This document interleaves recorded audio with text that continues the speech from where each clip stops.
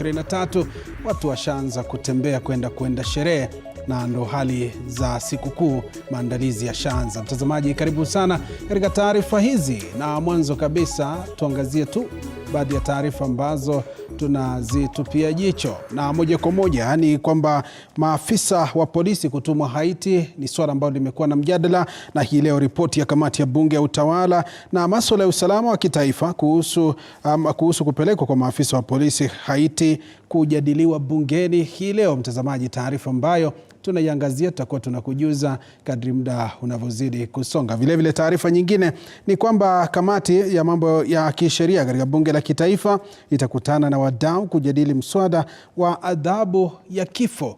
Tutakuwa tunaangalia hilo, tujue adhabu ya kifo mwelekeo ni upi, na vile vile mtazamaji, tutaangazia masuala ya TikTok. Vijana wengi wako pale, hata wazee pia wako pale. Ni swala ambalo linajadiliwa, na ni kwamba kamati ya malalamiko ya umma kukutana na mamlaka ya mawasiliano ya Kenya CAK kujadili ombi la kupiga marufuku TikTok nchini Kenya. Hizo tu ndo baadhi ya taarifa ambazo tunaziangazia. Nyingi zipo, tutakujuza katika taarifa hizi za TV47 Matukio. Hivi sasa tupate methali ya leo.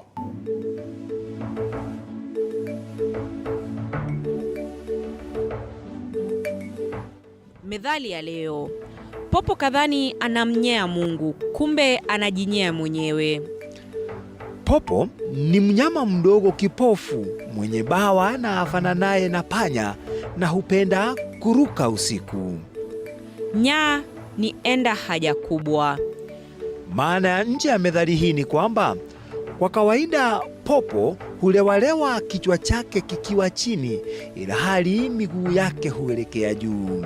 Anapokunya hudhani amemnyea Mungu, kumbe amejinyea mwenyewe. Maana ya ndani: mtu anaweza kufanya jambo kwa lengo la kumuudhi mtu fulani, kumbe badala yake athari zake zikamrudia mwenyewe. Methali hii hutumiwa kumdhihaki mtu anayefanya jambo kwa lengo la kuwadharau wengine, ila likamrudia yeye.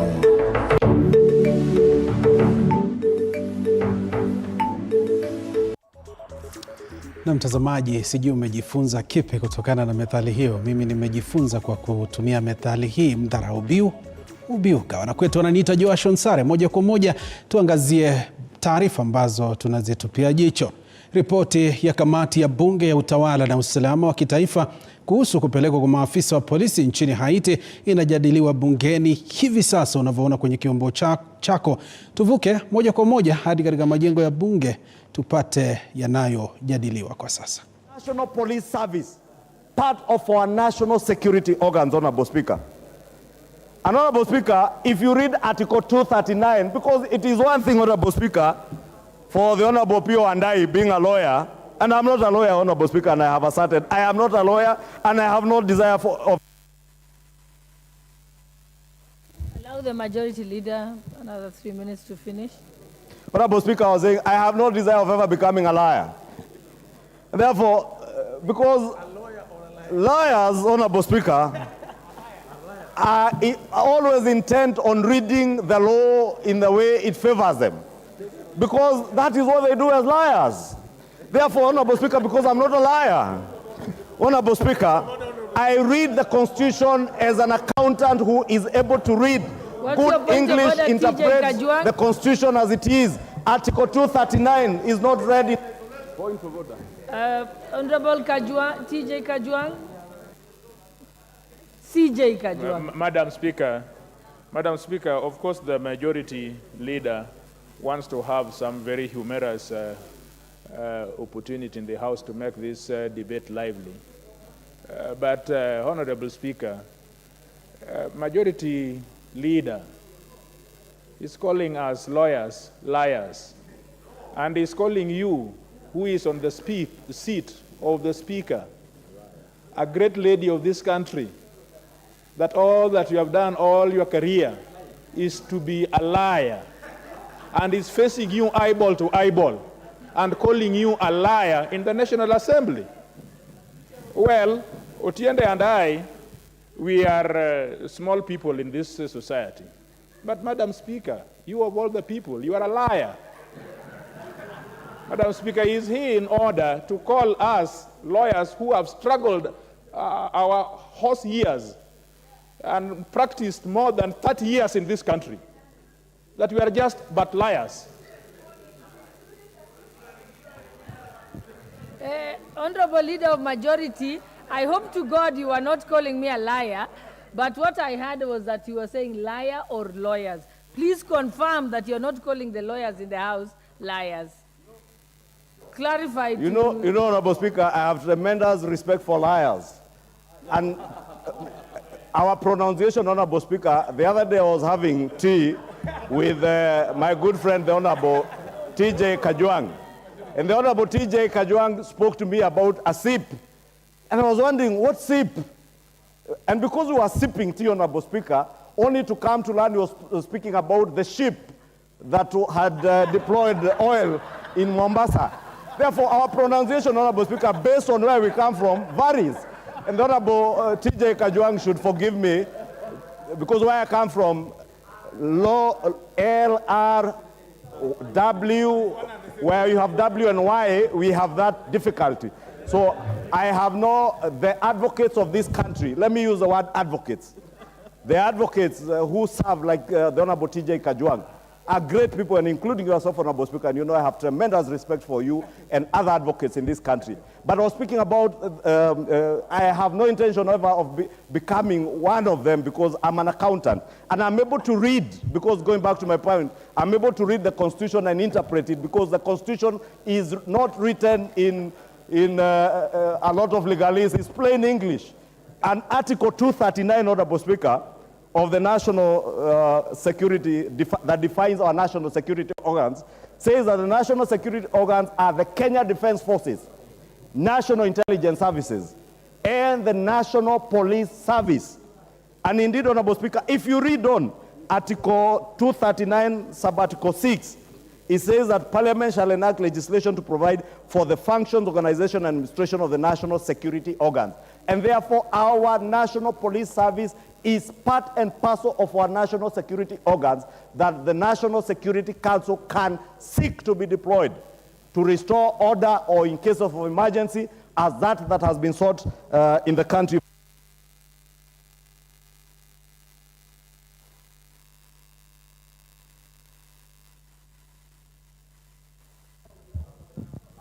The Honorable Member for Kisumu West, Honorable Rosa Buyu.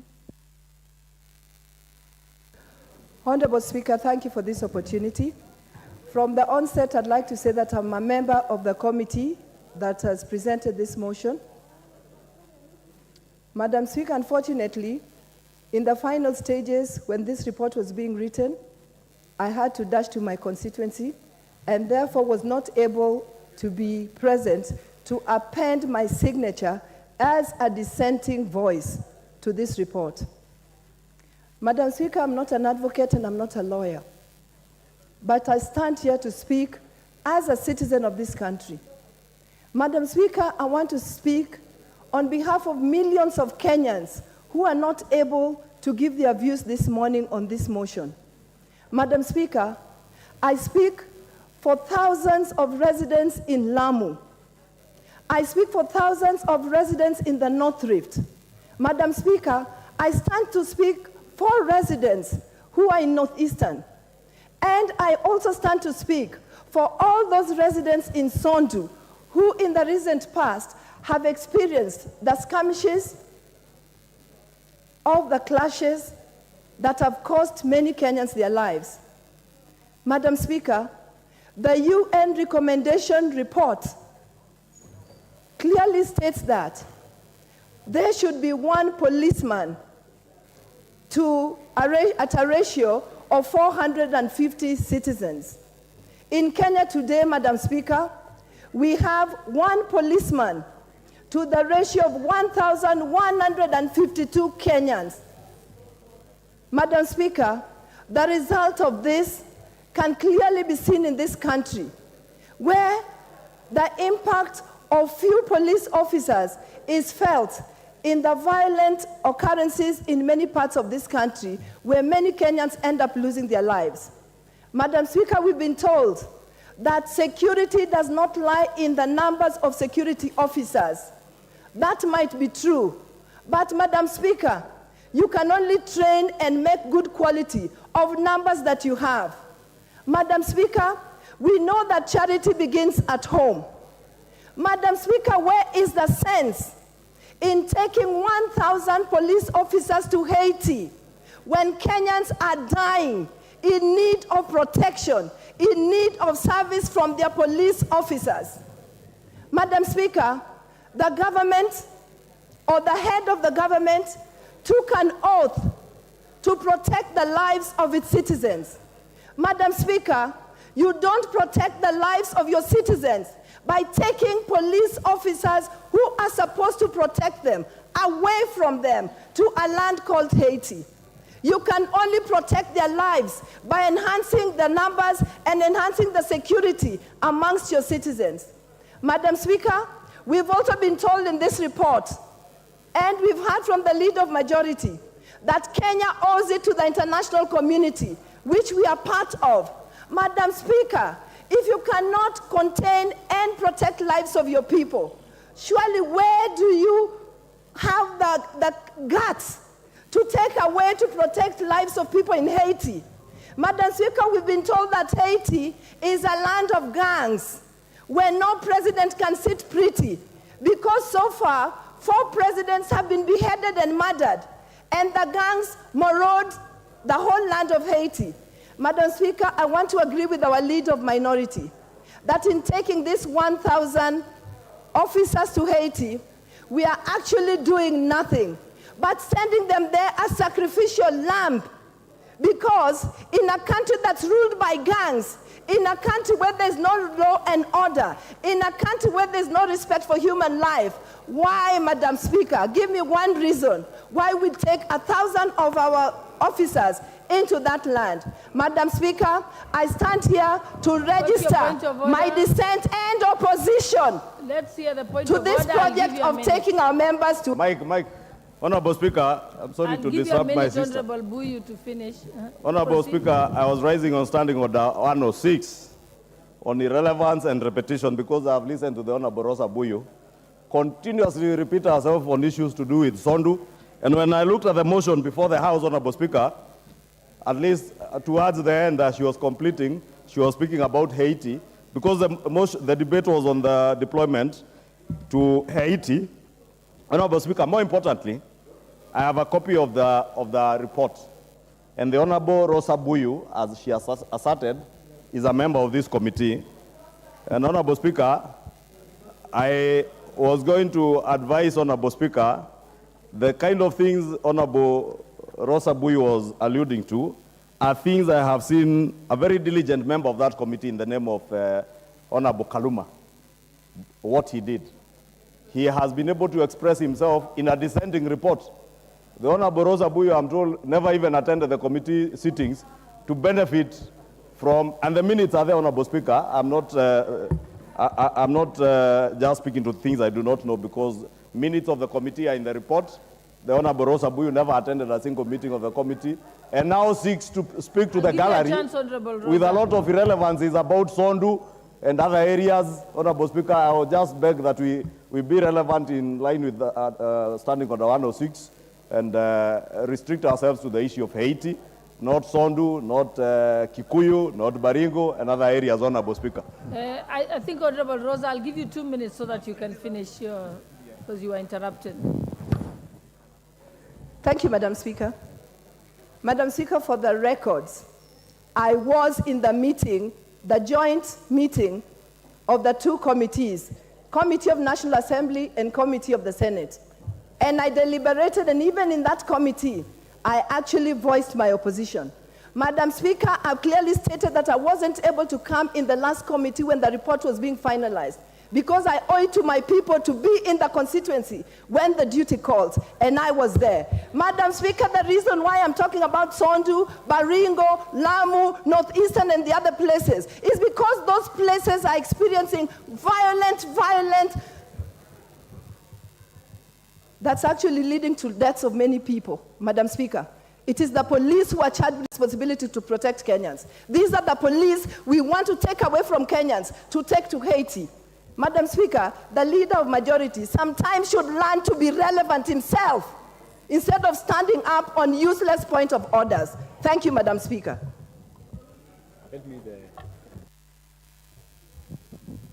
Honorable TJ, your point of order. Madam Speaker, I have been listening to the debate which is going in the House. Let us be sober.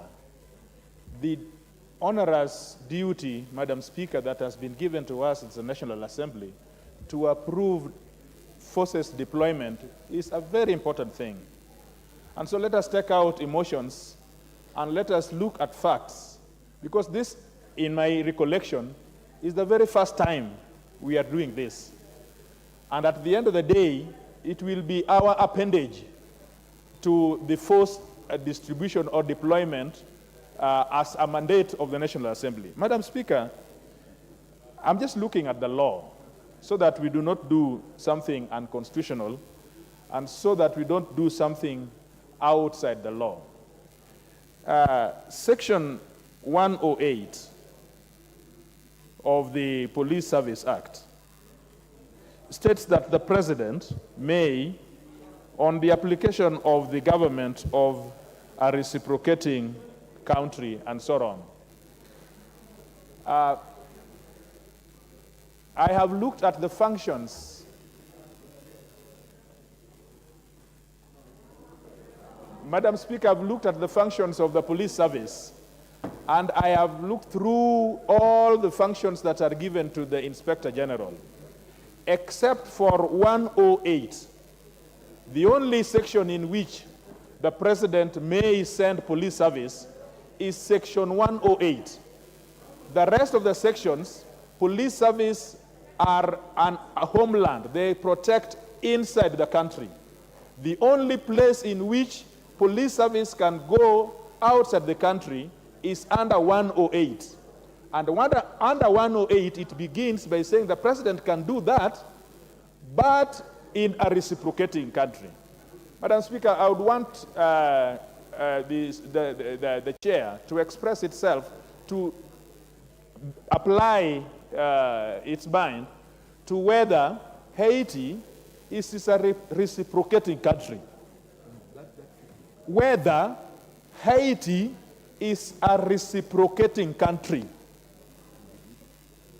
Because if it is not a reciprocating country, over all the things we have said, police service is supposed to help us internally, not outside. And the authority given by the law is only the authority to reciprocating countries.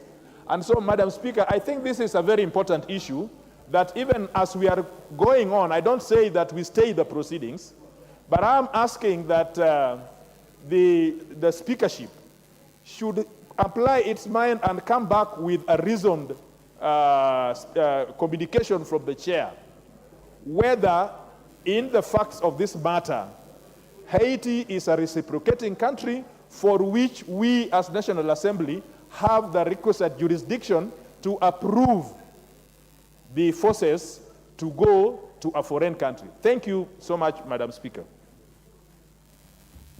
The Honorable Member for Kamkunji, Honorable Yusuf.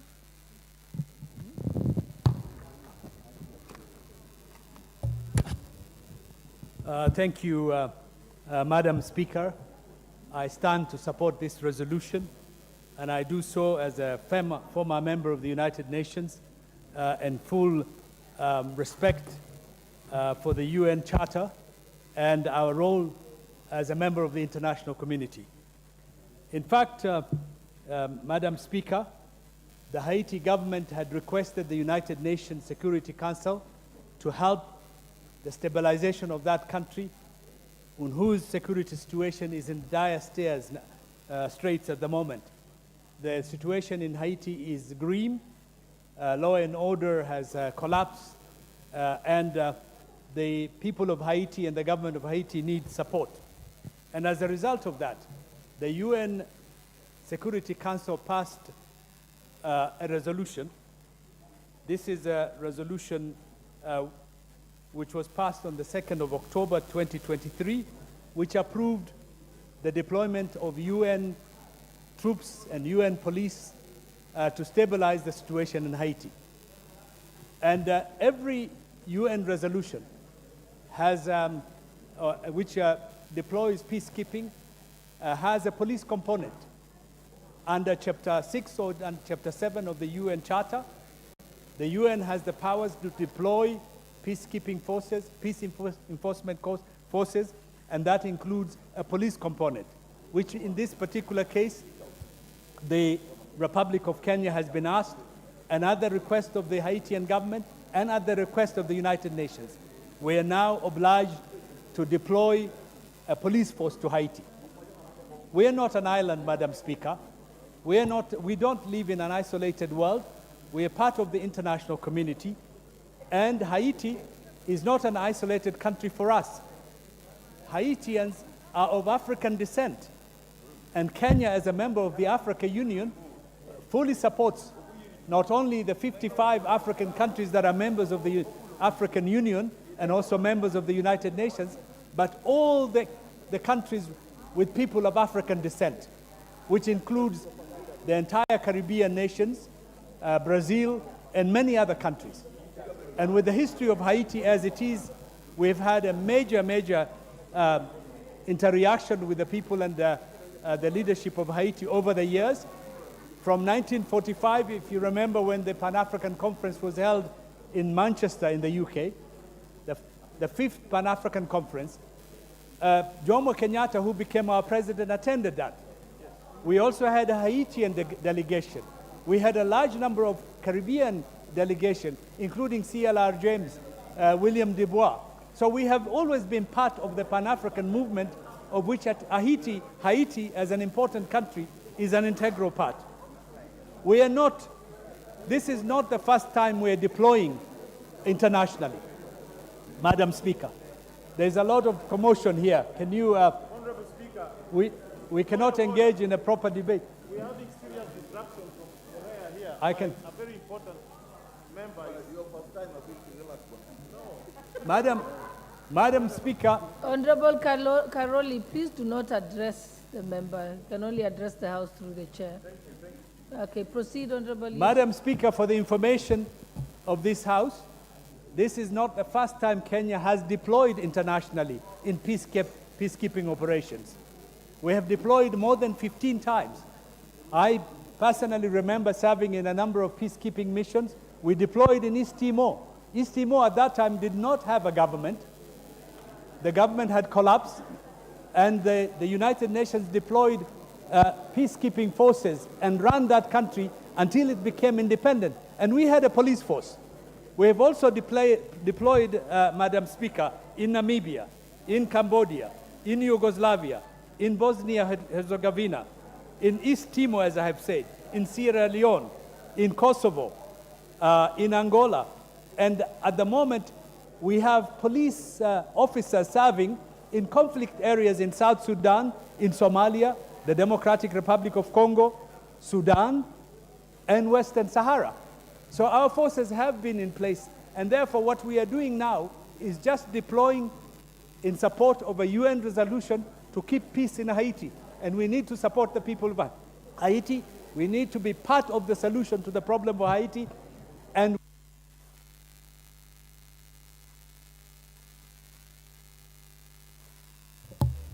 the Honorable Sarah Korere.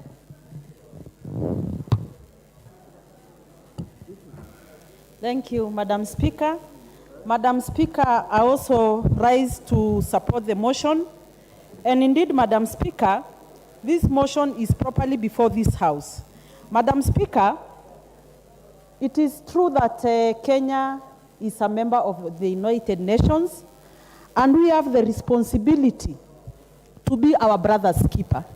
And for avoidance of doubt, Madam Speaker, I want to refer this House to the report of the Committee on Security. Madam Speaker, Kenya has posted its police officers to other missions in the other years, as late as 1989. And Madam Speaker, in 1989 to 1990, Kenya deployed its officers to Namibia, and we sent 30 officers to Namibia. In 1992 to 1993, Kenya sent its officers to Cambodia, 20 of them. In 1992 to 1995, police officers were sent to the former Yugoslavia, 50 officers were sent there. In 1995 to 1996, Kenyan officers were sent to Bosnia, and 20 officers were sent there. In 1999 to 2002, we sent 40 officers to East Timor. In 1998, we sent police and civilian support to Croatia, and 20 officers were sent. 1998 to 1999, officers were sent to Sierra Leone mission, and 5 officers were sent. Madam Speaker, in 1999 to 2005, officers again were sent to Sierra Leone, and 51 officers were sent. In 1999 to 2008, officers were sent to Kosovo, and 98 officers were sent to Kosovo. In the year 2005 and 2006, the African Union sent Kenyan officers, 50 of them to Darfur. And Madam Speaker, to date, we have officers in South Sudan, we have officers in Somalia, we have officers in the DRC, we have officers in ABA, we have officers in Western Sahara, we have police officers in New York, we have police officers in Italy and Addis Ababa. And Madam Speaker, when this thing came before our committee, we raised several questions. One among them was, Haiti is a French-speaking country. How are we going to send our officers there? And Madam Speaker, it came to my realization that security officers speak in silence. And that is why if you come to Laikipia today, Madam Speaker, where the British Army used to train since colonial times to date, you will get children of mixed races. And these officers don't speak in Maasai language, and the Maasais don't speak the British language. But how these things happen, it is because security officers speak in silence. And Madam Speaker, Burundi is sending its troops there. Burundi is a Swahili and French-speaking nation, and they're going to give support to our troops. Senegal is sending its troops there. Madam Speaker, we are a global nation. We are an international community. When the world is not safe, when Haiti is not safe, we are not safe. What is happening in Haiti, Madam Speaker, is some gangs terrorizing locals. Women are raped, children are kicked out of their houses, and what our police is going to do is to give support to the Haitian police to train them, to secure critical infrastructure. And Madam Speaker, if a woman in Haiti is not saved, I'm not safe in Kenya. So Madam Speaker, I want to support, and again, I want to refer this House to the Constitution,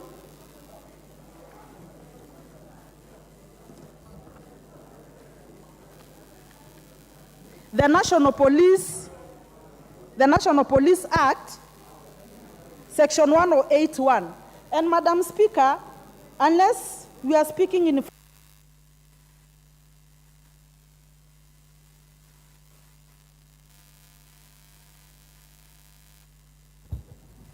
the Honorable Member for Nyaribari Chache, Zahi Janda.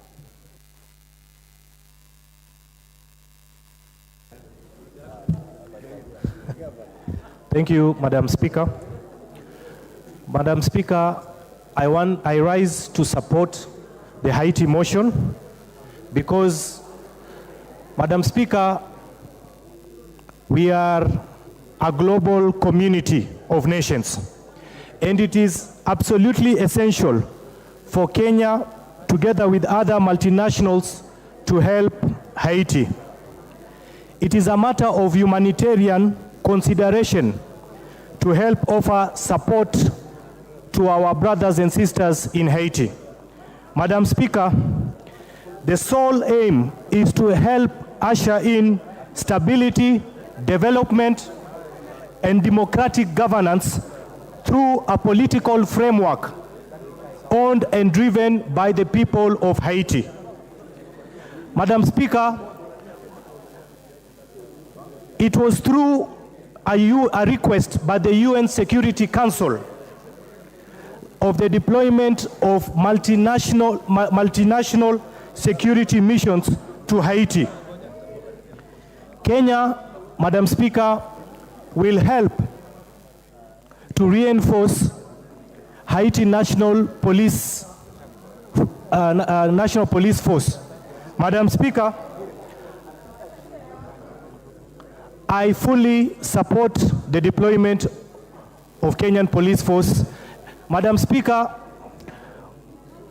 you are aware that we have forces in the DRC and other African countries, and you can see what our troops have done in Congo. So I stand to support. Thank you, Madam Speaker. The Honorable Karoli Omondi. Thank you very much, Madam Speaker. I begin by first noting that there exists a proper legal framework for the deployment of our police servicemen and women overseas, and that is under Article 107 and 108 of the National Police Service Act. I think that matter rests there. Though I would urge that proper gazette notices be issued by the executive to give effect to those provisions. Madam Speaker, the seeds of the current turmoil in Haiti commenced with the arrival of Christopher Columbus in the New World.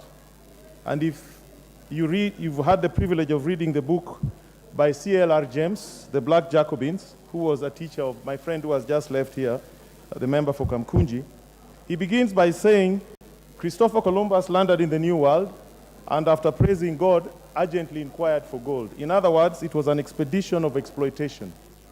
And when they annihilated the indigenous Indian population of Haiti, efforts were made to transship Africans from the west coast of Africa to Haiti. And since then, Haiti has prospered, created a lot of wealth for so many people, but has also been a tragedy to the African people. It is my conviction that it is very important that we all take an interest in what is happening in Haiti. Haiti was the first African-led country in the Western Hemisphere, where the slaves rose up, fought away the French, won their freedom,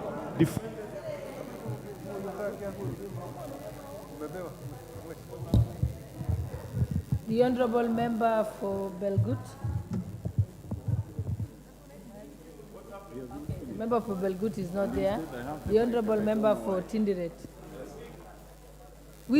Your time is up. Thank you. Is it me or?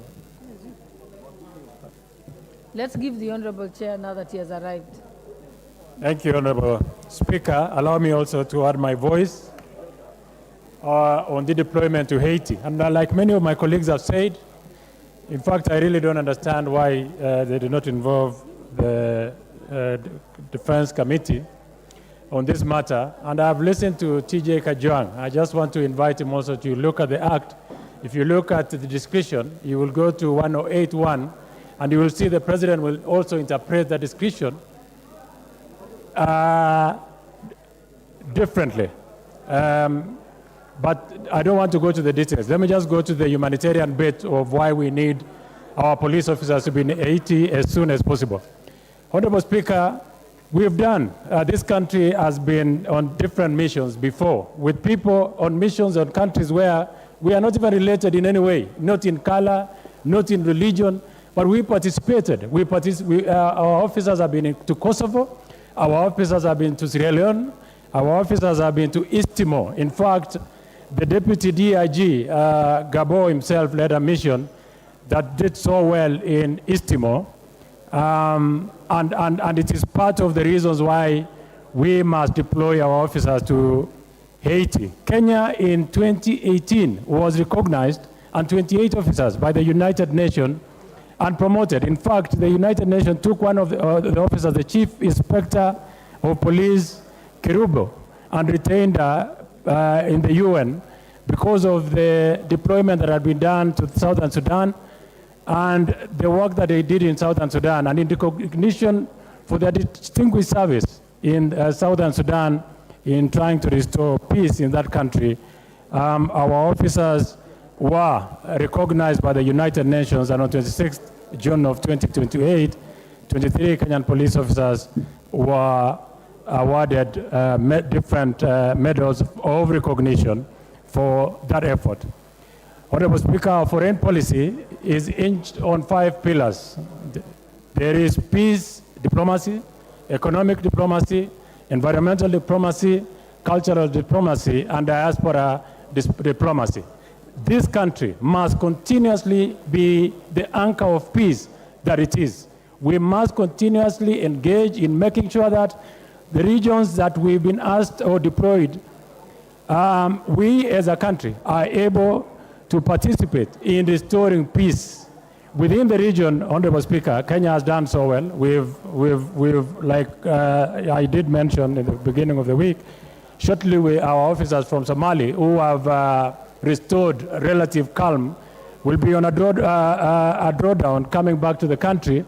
We are engaged in peace missions within the region, in the Democratic Republic of Congo, Somalia, Burundi, and many other countries. I honestly do not see why we cannot go to Haiti.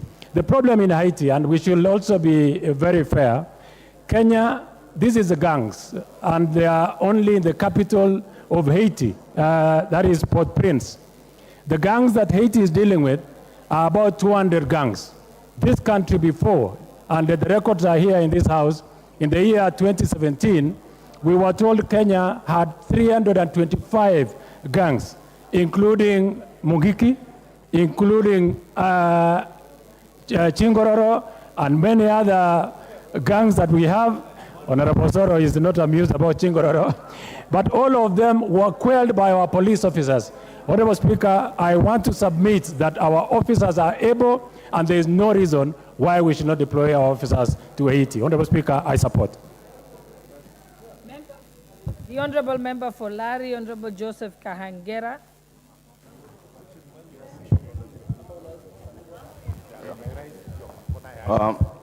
Thank you, Madam Speaker.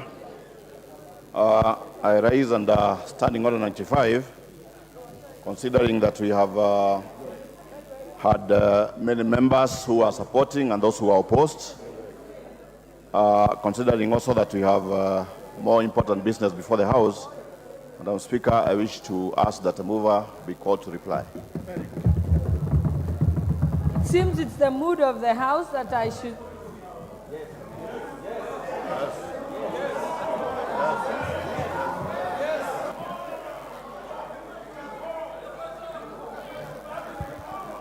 Mover will reply.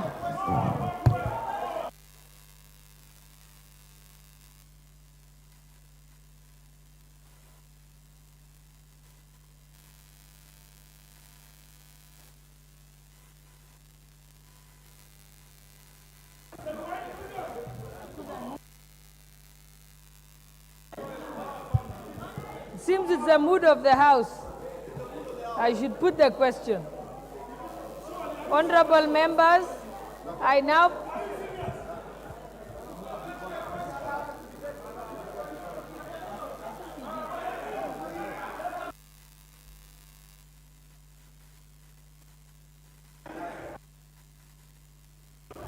Honorable... Rubatongoya.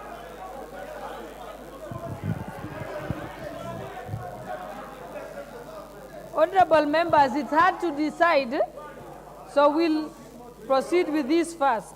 Honorable members, I now put the question that taking into account the consideration and the recommendations of the Joint Committee of the National Assembly, Departmental Committee on Administration and Internal Security,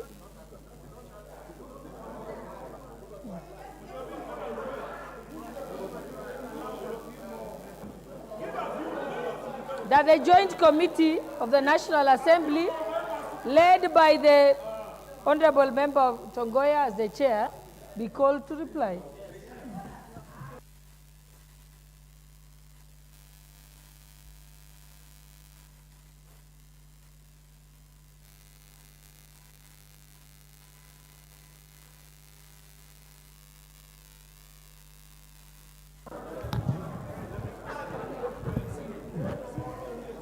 Honorable members,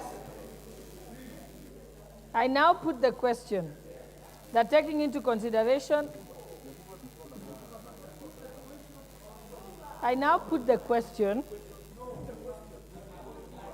honorable members, just allow me to proceed with this. We have to say it properly, which means I have to say the title of the Joint Committee, which is chaired by Honorable Tongoya, to be called to reply. I want to put that question. Yeah, so if you just let me do my job.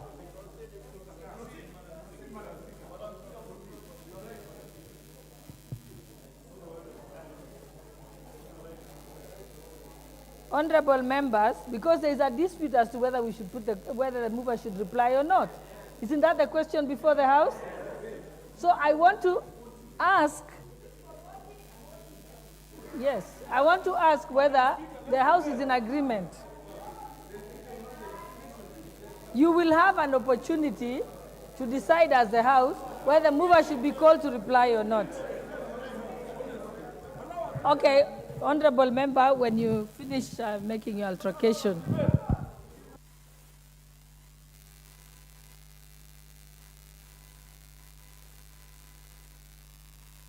What's your point of order, Honorable Otiende? Madam Speaker, I want your guidance. I will wait until you're done consulting. Madam Speaker, I wish to get your guidance on a fundamental matter, and that is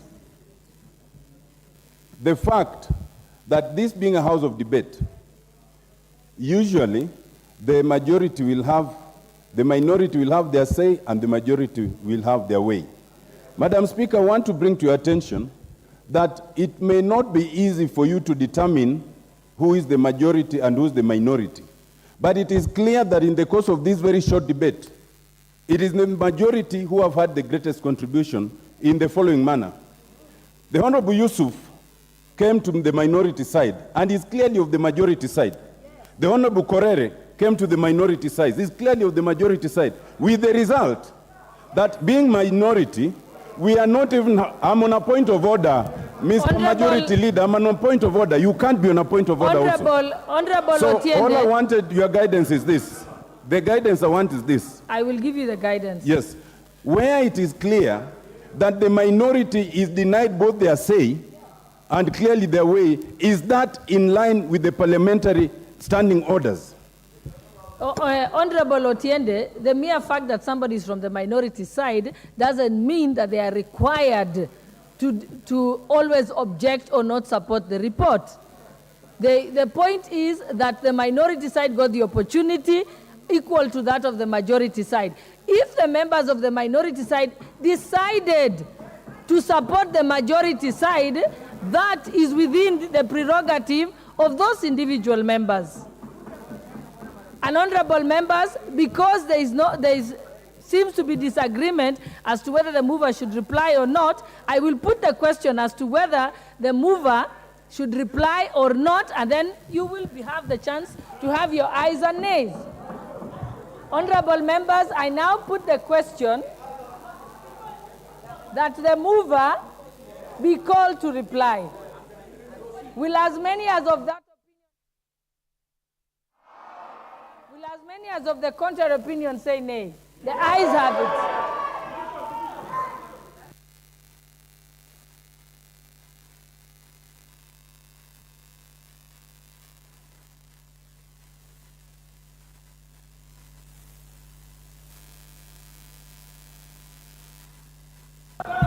You have insufficient numbers.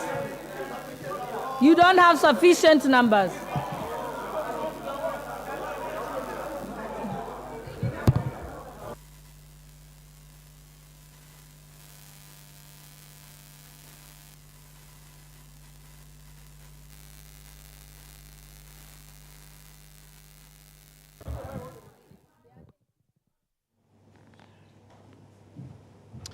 Na mtazamaji, ndo shughuli nzima ambayo inafanyika katika majengo ya bunge, wabunge wakijadili mswada wa maafisa wa polisi kupelekwa nchini Haiti wakitoa hisia zao. Kuna wale ambao wanaunga mkono na kuna wale ambao wanapinga hatua hiyo. Na mtazamaji, ni baadhi tu ya taarifa ambazo tunazidi kuziangazia. Tutakuwa tunakujuza kadri muda unavyozidi kusonga, haswa katika taarifa zetu zijazo. Mtazamaji, siku ya leo vile vile tutakuwa tunazungumzia likizo na wanafunzi. Hivi sasa wanafunzi wako nyumbani, wanatangamana na wenzao kutoka shule zingine. Vile vile wazazi wapo nyumbani, wanaendelea kuangalia wanafunzi ni vipi wanajiendeleza wakiwa kwenye likizo, ikizingatiwa kwamba ni likizo ndefu hii ya takriban miezi miwili. Hivi sasa kuna wale wanafunzi ambao walianza likizo yao mwanzo wa mwezi wa Novemba na watarudi shuleni mwaka ujao tarehe 8. Mtazamaji, hivi sasa tuchukue mapumziko mafupi, tukirudi tunazamia mjadala huo. Niko na wageni studioni na vile vile wanahabari wetu kutoka kaunti 47 watakuwa natupa ni yepi washikadau wa elimu watakuwa wanasema kuhusiana na likizo na wanafunzi. Hivi sasa tupunge unyunyu.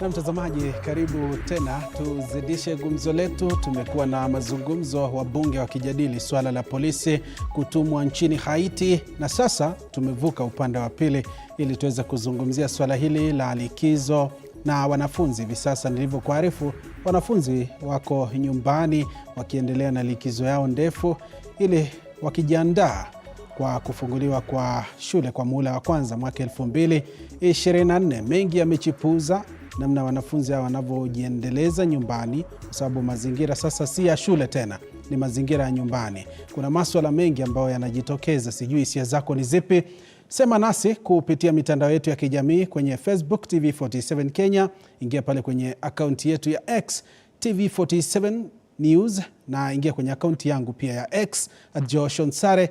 Tuko mubashara kabisa kupitia akaunti yetu ya YouTube TV47 Entertainment.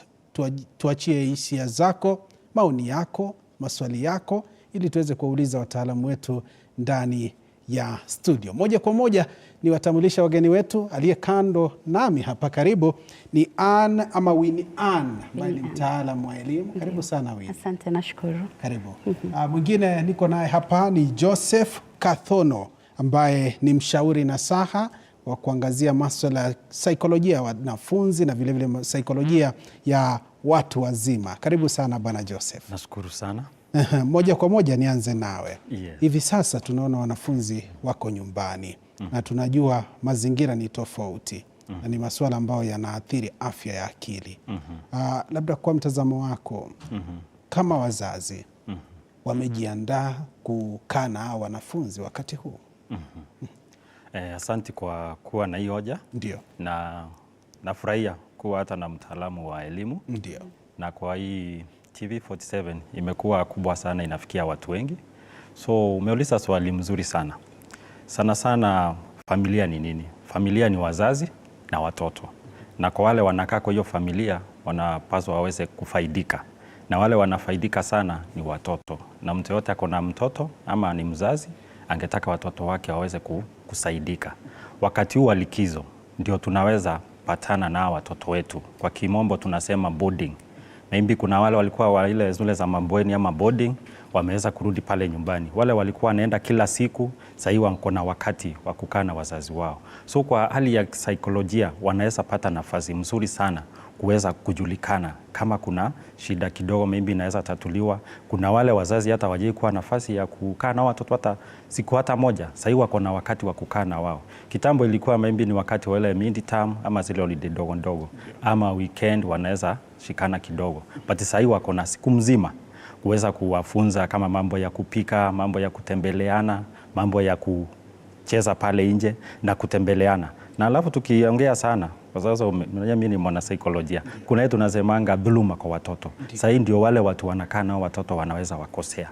Wanaweza waingiza hata kwa wale kukunywa pombe, wanaweza wafunza zile tabia zi mzuri sana. So kwa sababu holidays ile ya kucheza tu, I think mtaalamu wa afya wa elimu ataweza kuwasaidia. Kuna ile kusoma, wamenunua vitabu, kuna wale walikuja na vitabu, umechukua hiyo nafasi kusoma zile ripoti walimu wameandika wakati maybe wa mwaka mzima. Sasa hii si term moja, si ni holiday ya kutoka hiyo term zote mwaka mzima. Ni nini wameleta? Na ukiangalia venye mwalimu aliniambia, mwalimu mkuu aliandika ama ripoti inasema nini, mkuu ule maybe mwalimu ule wa darasa alisema nini, alafu na ukiwa makini unaangalia nini. So hapa si kuchukua mjerendi peke yake na kuchapa watoto, hata kuongea. Kuna wale ya wachapu, lakini kuna wale maybe wazazi hawana namna ingine ni kuwachapa. Basi tunaomba at least uweze kukaa chini, muweze kuongea, ujue shida iko wapi. Yeah. Asante bwana Joseph. Mtaalamu wa elimu Winnie Ann, naelewa fika wakati wanafunzi wametolewa shuleni ama wakati wamefunga shule, wakati wamefunga, kuna mambo mengi ambayo walimu wanawapa wanafunzi hawa kabla waende nyumbani. Na kutoka kwa tathmini yako, wewe ni mtaalamu, unadhani kwamba hawa watoto wana muda mzuri wa kuweza kufanya homework na kufanya yale masomo ya ziada, ikizingatiwa kwamba hivi sasa kizazi cha sasa ni tofauti sana na kizazi cha awali, mambo yamebadilika? Wako tayari? Nadhania watoto wako sehemu sahihi. Nikiongezea alichokisema mwenzangu bwana Joseph alipokuwa akitaja familia, akisema kuwa familia ni wazazi na wale watoto. Tusisahau pia tuna familia mseto siku hizi, na kuna walezi ambao wanawachwa nyumbani pia na watoto. Ni part ya familia, kwa sababu mtu yoyote ambaye anamlea mtoto ni mzazi na ni mlezi, na mtu yoyote ambaye ana ukaribu wote na yule mtoto katika maisha yake, kumkuza kitabia, kumkuza kifikra, pia bado ni mlezi. Muda waliopatiwa wanafunzi sasa hivi kukaa nyumbani na wazazi ni muda sahihi. Hapana, si refu, kwa sababu kumbuka tumekuwa na sababu kwa likizo hili kuwa kurefushwa kwa namna hii. Hapo mbeleni tulikuwa na tatizo la corona ambalo lilitatiza pakubwa kalenda ya shule. basi ikabidi kalenda ya shule ibadilishwe. Lakini hata kama si hilo, ni msingi wanafunzi ama watoto wakae nyumbani na wazazi. Wazazi hawana muda na watoto wao. Hasa wa sasa. Ni vizuri sasa hivi wapate muda mrefu zaidi kuwajua watoto wao. Je, unajua kuwa kuna wazazi hawajui watoto? Sisi walimu tunajua zile tabia ambazo hawazijui. So muda huu utakuwa muda sahihi kwa wazazi kujua tabia mbalimbali za watoto wao, kuwakuza pia, kuzungumza nao, kuwajenga kimawazo, kuwakuza katika kazi za nyumbani, na vile vile pia kuweza kuzungumza nao kuhusu masuala yao ya shuleni. Pia ni muda mzuri kwa wanafunzi kupumzisha akili zao, kwa sababu tunajua 844 si mchezo. Ni mtaala ambao unawapatia wanafunzi back to back, na huwa wanashikika sana wakiwa shuleni katika zile kazi nyingi za shuleni. Basi ni fursa nzuri sasa hivi pia wale wanafunzi kupumzika kidogo. Ndio. Wasipumzike pia sana. Kwa kweli najua hawatapumzika sana kwa sababu shule nyingi huwa tunawapatia kazi za ziada. Na najua pia wazazi wengi huwajumuisha wanafunzi wale katika masomo mbalimbali pale nyumbani. Na pia ni muda sahihi kuwafanya wale wanafunzi labda wajiunge na vikundi tofauti tofauti ambavyo vinaweza kuwajenga katika mambo mengine, kwa mfano upishi, usafi, coding, computer, swimming. Ni wakati sahihi sasa hivi, na hata kanisani katika yale makundi ya youth. Ni wakati sahihi kwa wazazi kuwajumuisha wanafunzi wale ama wale watoto katika vikundi hivyo. Shukran sana Winnie Ann. Joseph, kuna hili swala ambalo umelizungumzia kwamba wanafunzi kupewa kazi nyingi haswa wakati wako kwenye likizo. Na mimi ninachokijua binafsi ni kwamba hivi sasa watoto wa siku hizi malezi ni tofauti na kitambo.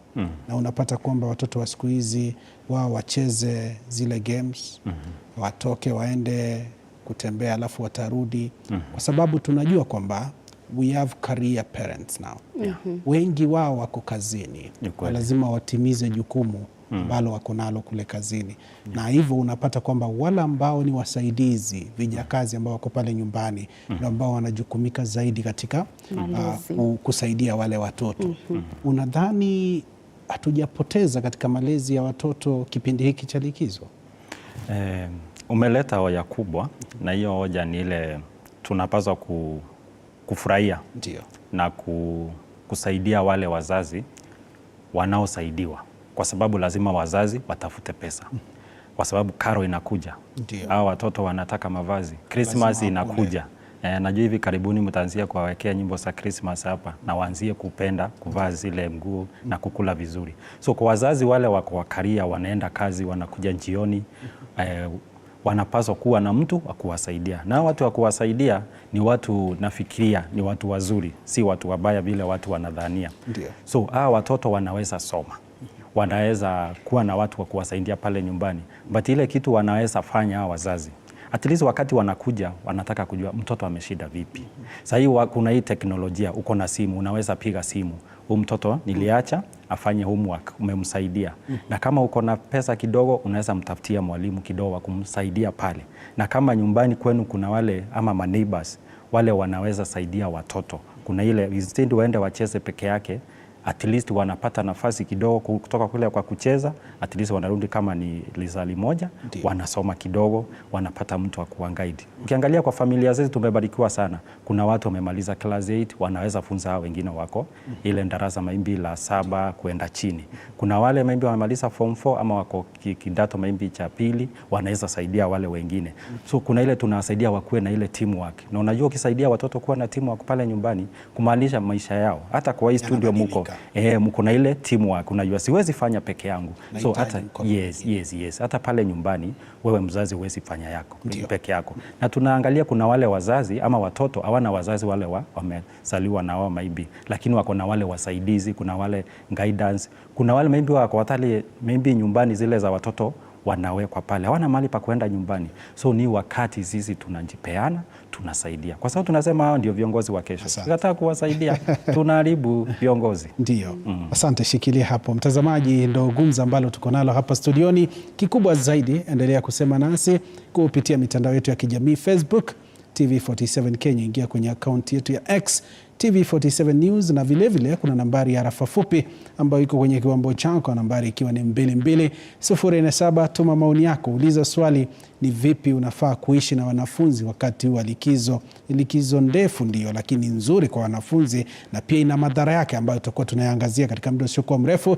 Moja kwa moja tuvuke tuelekee kaunti ya Bungoma. Wanji Sostin yupo tayari. Wanji Sostin, iwapo unanipata, hebu tueleze washikadau wa masuala haya ya elimu wanasemaje kuhusiana na likizo hii ndefu ya wanafunzi. Kwako Sostin.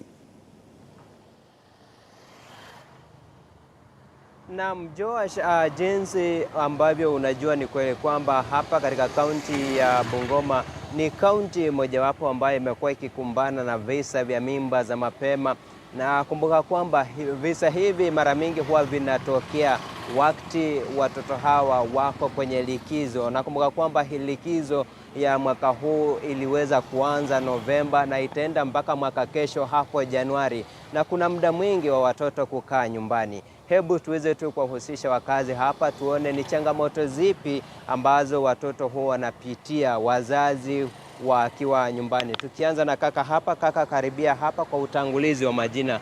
Tueleze waitwa nani na ni nini hasa ambacho unafikiri kwamba watoto hapa nyumbani wanapitia kuweza kujipata katika matatizo mbalimbali.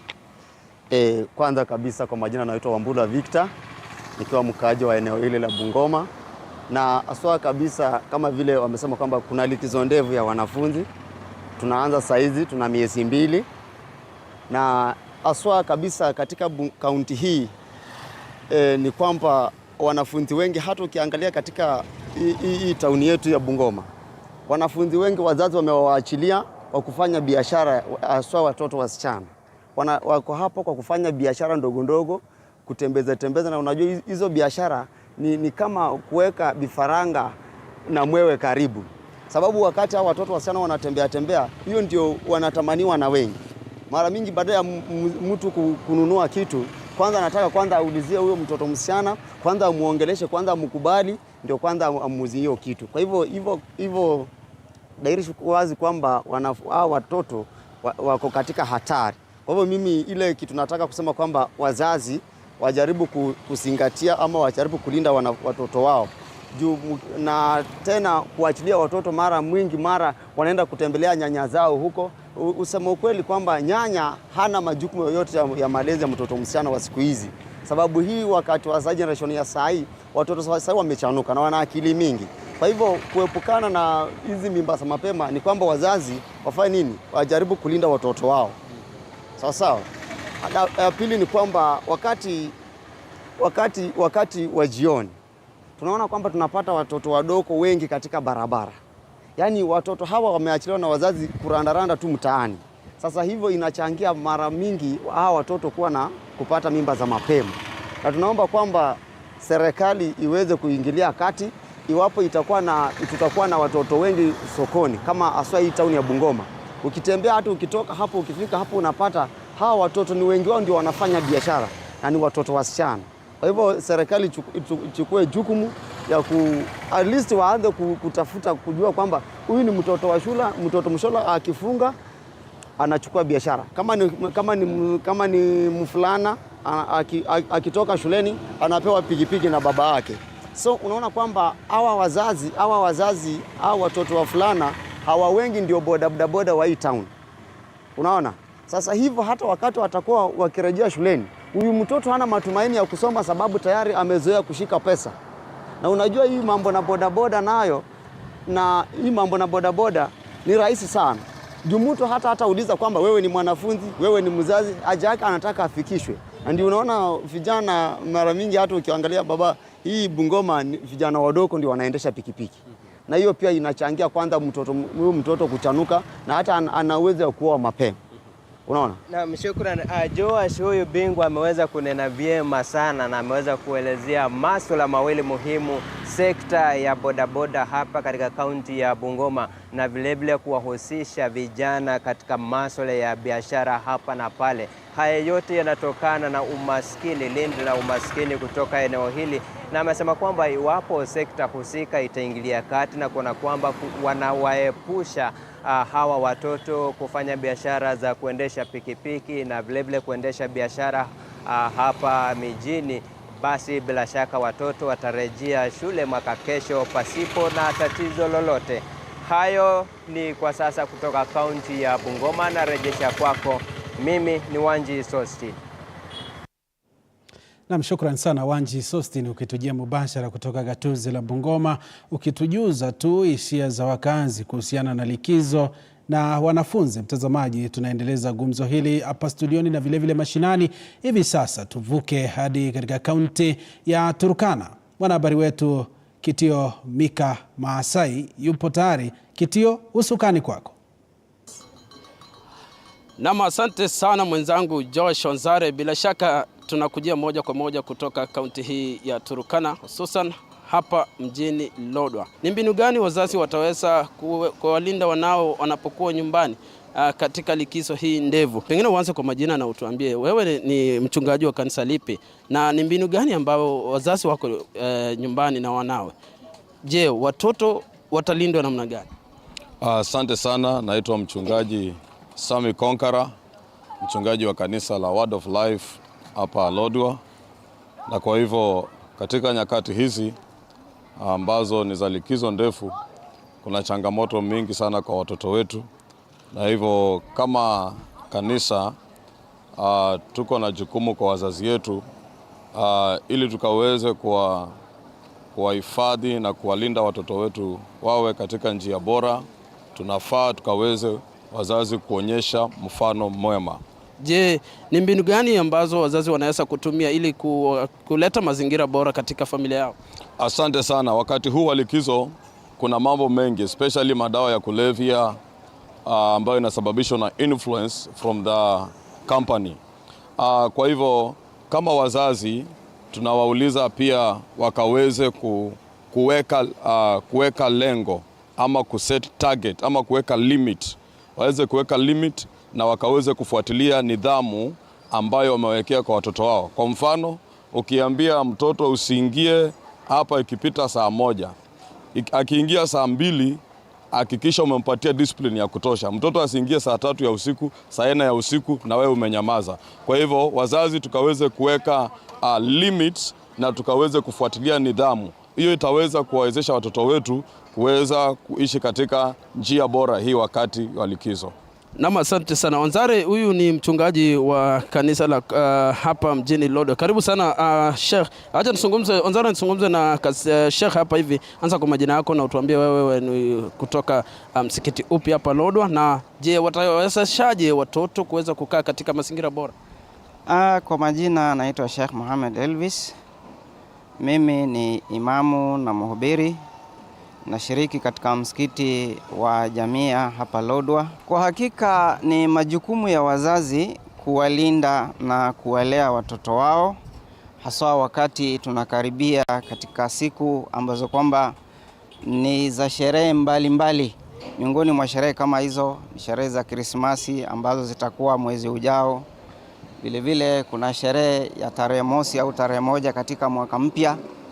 Hizi holiday zote zitawapata watoto wakiwa wangali nyumbani, kwa sababu muda ambao kwamba watoto watakuwa nyumbani ni zaidi ya miezi 2. Kwa hivyo ni majukumu ya wazazi kuhakikisha kwamba sherehe kama hizi hazitawaharibu watoto wao, na wenyewe wachukue majukumu ili kuwasaidia hawa watoto tuweze kupata kushindana pia na kaunti zingine, watoto wetu tuweze kuona wakiendelea mbele, wakipata manufaa katika maisha yao ya baadaye. Na asante sana. Pengine Onzare, nisungumze mwisho tu na mzazi hapa. Tafadhali songea hapa. Ninyi kama wazazi mmejipanga namna gani kuhakikisha watoto wanakaa vyema na wasijiingize katika matumizi ya dawa za kulevya na vile vile pengine mimba za mapema? Asante sana. Kwa majina naitwa Wafula Wanyonyi na Ndasaba. Nitakurudisha nyuma kidogo. Mzazi ndio mwalimu wa mtoto. Unajua serikali iliwanyima freedom. Waje nikurudishe nyuma. Naweza kusema hivyo. Wewe kama mzazi unazungumza na watoto wako kuhusiana na mambo kama hayo ya dawa za kulevya, magonjwa ya zinaa na vile vile ukimwi? Mimi watoto yangu paka hivi sasa niko nao. Watoto yangu wako sawa. Hakuna mtoto ambaye ametoka njia. Nilifuata nyayo za hayati Jomo Kenyatta. Ushauri wako kwa wazazi wengine, kama wewe unazungumza na watoto wako, kuna wazazi ambao hawazungumzi. Je, ushauri wako kwa wazazi hao? Ushauri wangu, waketi na watoto yao, wasungumuse nao, na asiwe mkali sana. Amuite na amuongee naye pole pole. Akishaongea na pole pole paka mtoto atakuwa na hamu ya kumsikiza. Naam, asante sana Onzare. Hayo ni baadhi ya wazazi hapa na vile vile mchungaji wa kanisa na vile vile Sheikh wameweza kutoa maoni yao kuhusiana na likizo ndefu ya watoto ambao wako nyumbani kwa sasa. Kumbuka likizo hii ni ya siku 72 wakiwa nyumbani. Kutoka kaunti ya Turkana, mimi ni Kitio Mika na kurejesha katika studio zetu za TV47 kwako Joash Onzare. Nama, shukran sana Kitio Mika Masai ukitujia mubashara kutoka mjini Lodwar, kaunti ya Turkana, kutufahamisha hisia za wakazi kuhusiana na likizo na wanafunzi. Turejee hapa studioni nikiwa na wageni wetu Joseph Kathona ambaye ni mshauri nasaha na vile vile Winnie Ann ambaye ni mtaalamu wa elimu, na tulipokuwa tukienda katika kaunti ya Bungoma na vile vile kaunti ya Turkana ulikuwa umezungumzia nafasi ya wazazi katika malezi. Ann, ningependa kujua lako kuhusiana na hili. Wazazi wamefeli katika malezi ya watoto? Leo nitawakashifu sana wazazi. Mimi ni mtaalamu wa elimu na mimi pia ni mwalimu.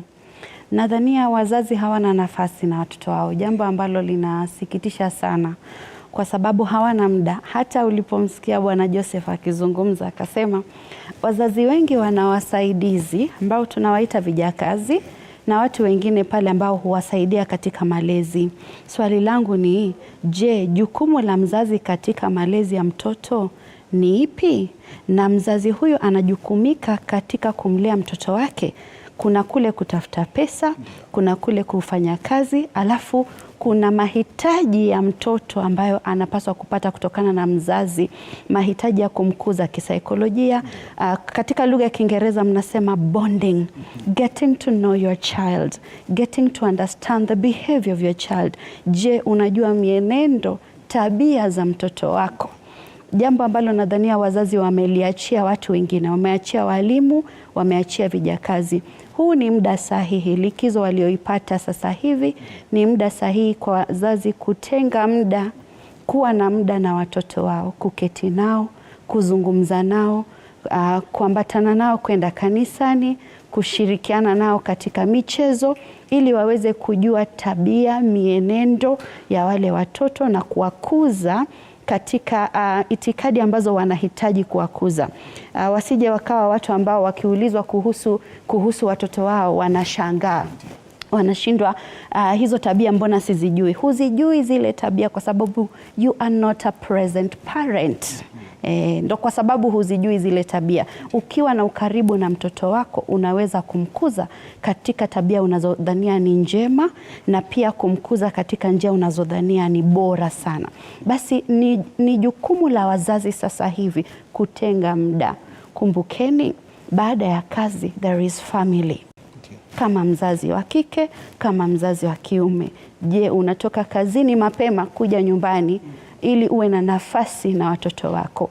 Je, unatoka kazini kwa haraka ufike nyumbani ili uweze kupata kuzungumza na watoto wako? Ndio. Asante sana Winnie Ann.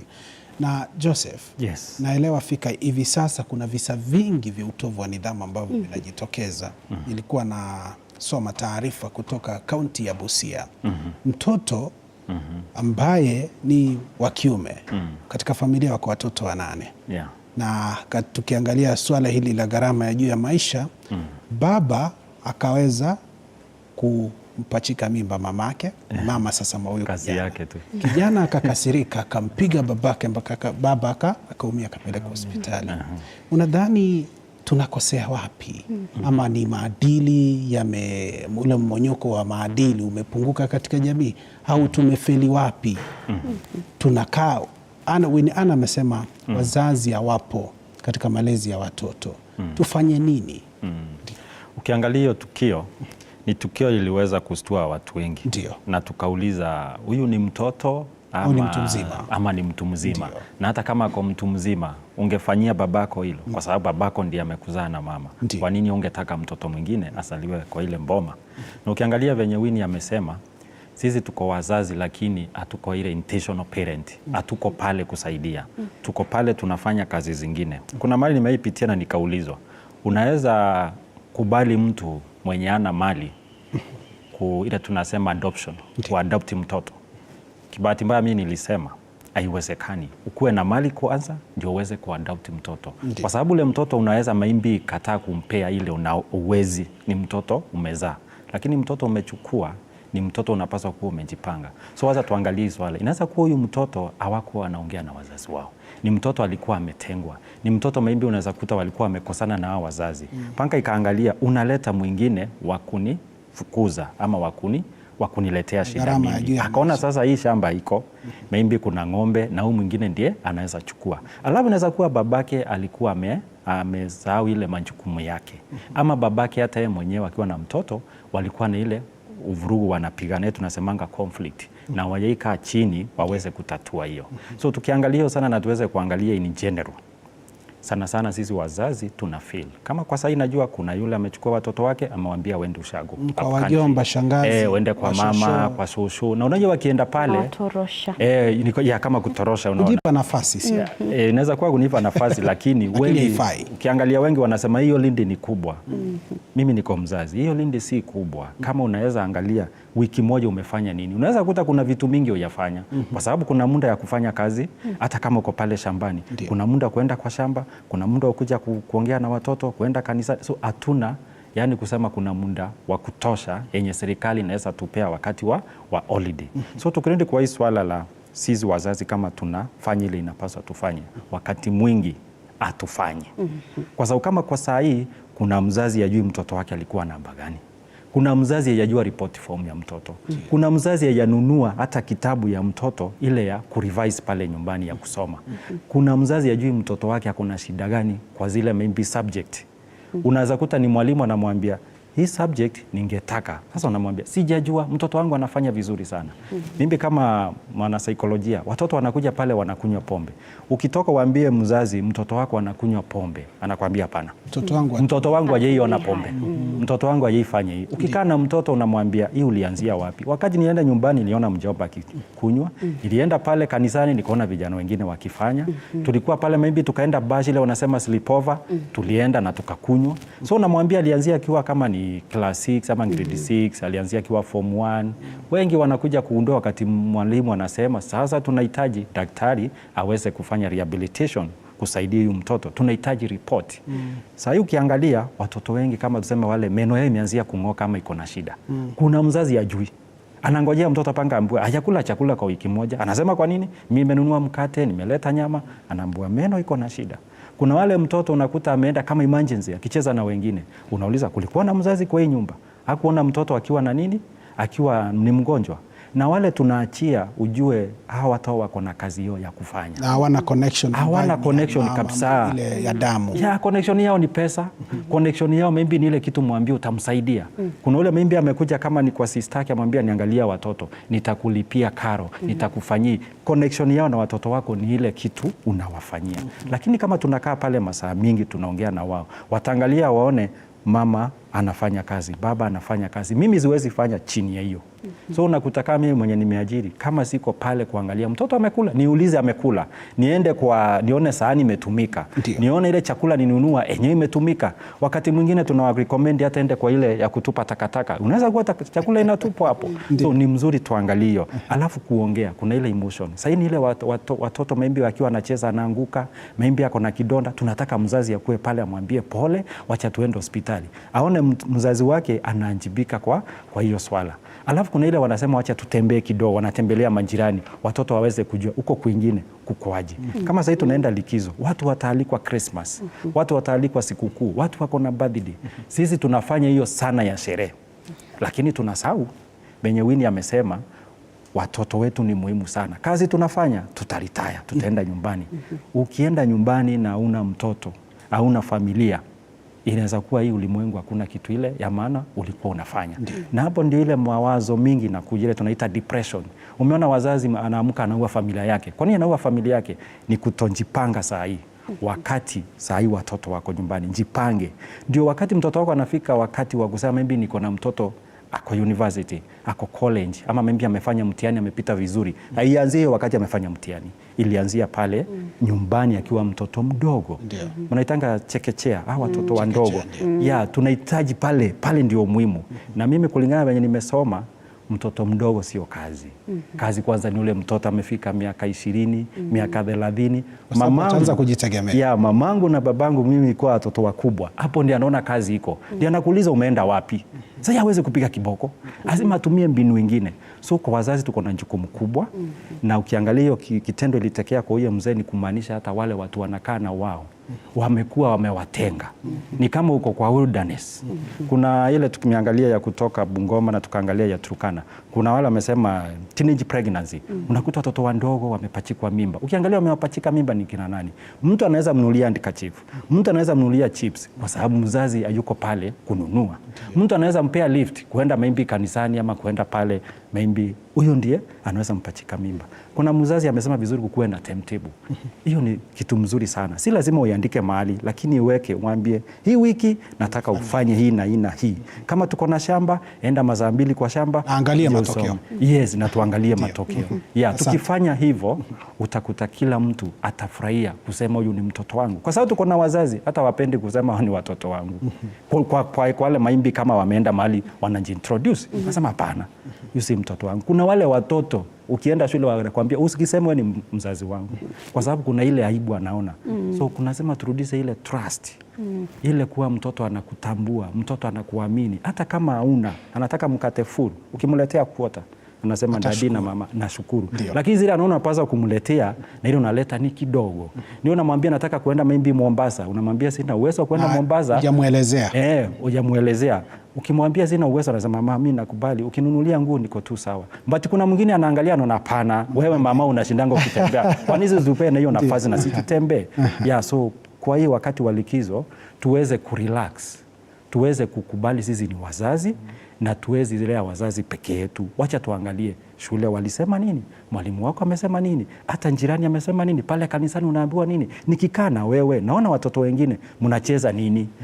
Tukiangalia kwa TV kwanza tujaguzia, kuangalia social media. Unakuta watoto wengi wamenunuliwa simu. Sasa hivi wanafanya vitu mingi sana. Pango unaweza angalia hata amekopa kwa mswari ama zile vitu zingine. Hapo mzazi anasema mimi si yakopa, bangi nakwambia ni wewe. Ulishapea mtoto wako hiyo details za mzazi. Ni za mzazi. Alafu mzazi anasema hapana, hii haiwezekani. Kuna zile unakuta pocket money, unapea mtoto wako pocket money, hojaikaa chini waangalie. Enyewe nimempea 2,000, hii 2,000 inatosha ama itoshi? Na kama inatosha ikibaki unapeleka wapi? Unaona kama ile sense ya kutumia pesa. Sasa ndio ningefurahia kuona mzazi ameenda na mtoto wake supermarket, anamwambia tuko na 2,000, tunataka tununue hii na hii na hii. Uone mtoto ataenda kuchagua ile inauzwa pesa kidogo ama ni pesa mingi. Kuna wale watu wachichana wanataka kupelekwa saluni, mwambie niko na 1,000. Unaweza taka tufanye style gani? Unaweza sema style ya 10,000. Ni mzuri mwambie maybe sina lakini wakati mwingine. So ni wakati tufunze watoto. Na hapo ndo labda utamwambia nikukatize, mwambie kwamba wewe soma kwa bidii, mimi ndo naweza kwa sababu. Yes. Na mtoto atakuwa na bidii kwa sababu hayanyimwa. Ni ile ameona yenyewe inatumika vizuri. But kuna wale wengine sisi tunarudi tukua tumekunywa pombe tunakuja usiku wa manane. Tunakuja tumefanya vitu mingi. Sasa watoto wanalani vitu mbaya. Ndio. Asante, shikilia hapo. Winnie Ann. Sasa turejee katika masuala ya masomo. Ndio.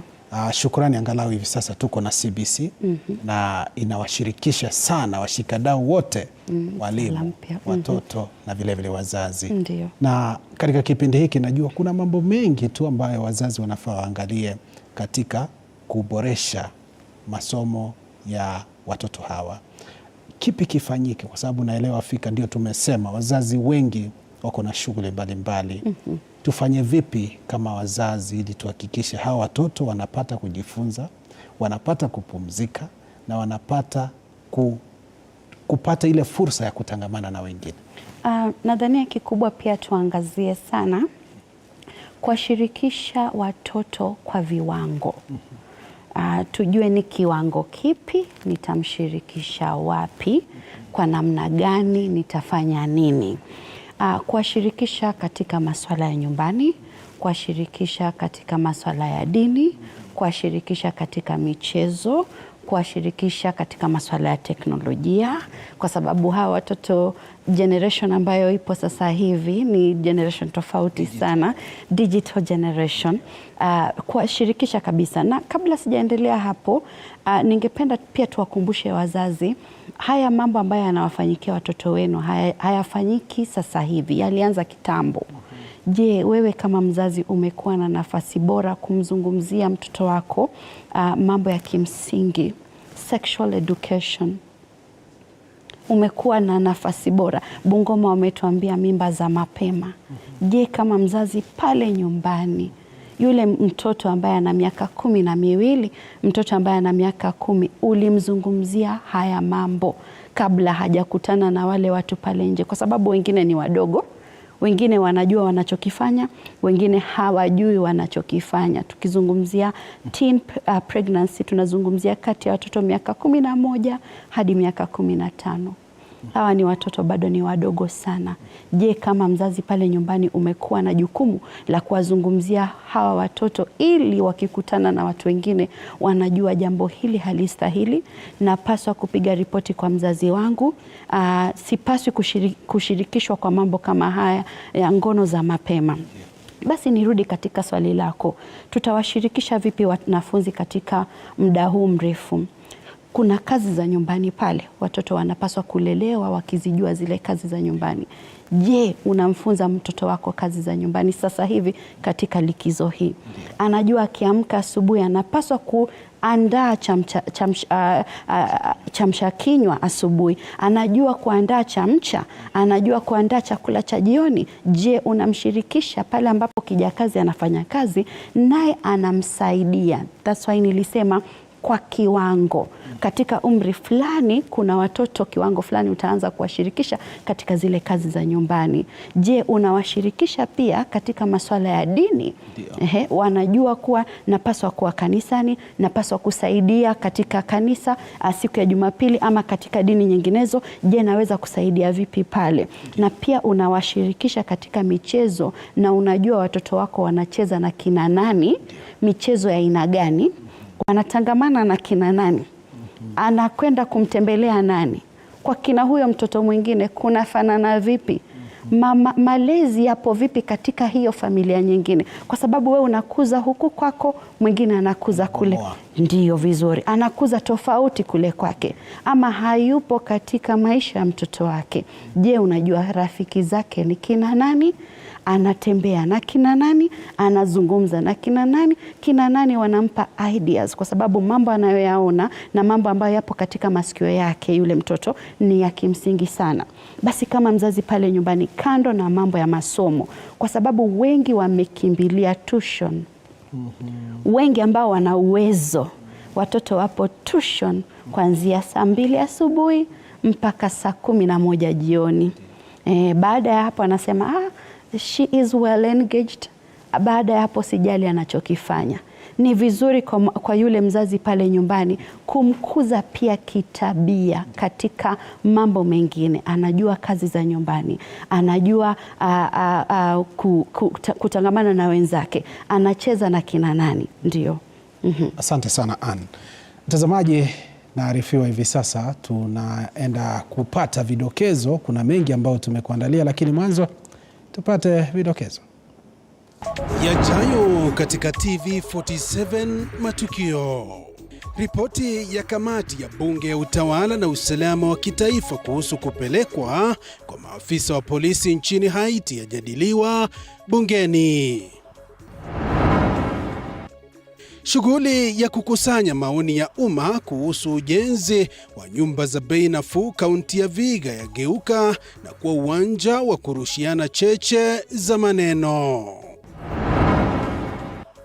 Na kamati ya malalamiko ya umma kukutana na mamlaka ya mawasiliano ya Kenya CAK kujadili ombi la kupiga marufuku TikTok nchini. Na mtazamaji, hizo ni taarifa tu kwa kionjo. Taarifa zaidi tutakuwa tunakupeperushia ikitimu mwendo wa saa 7 saa za Afrika Mashariki.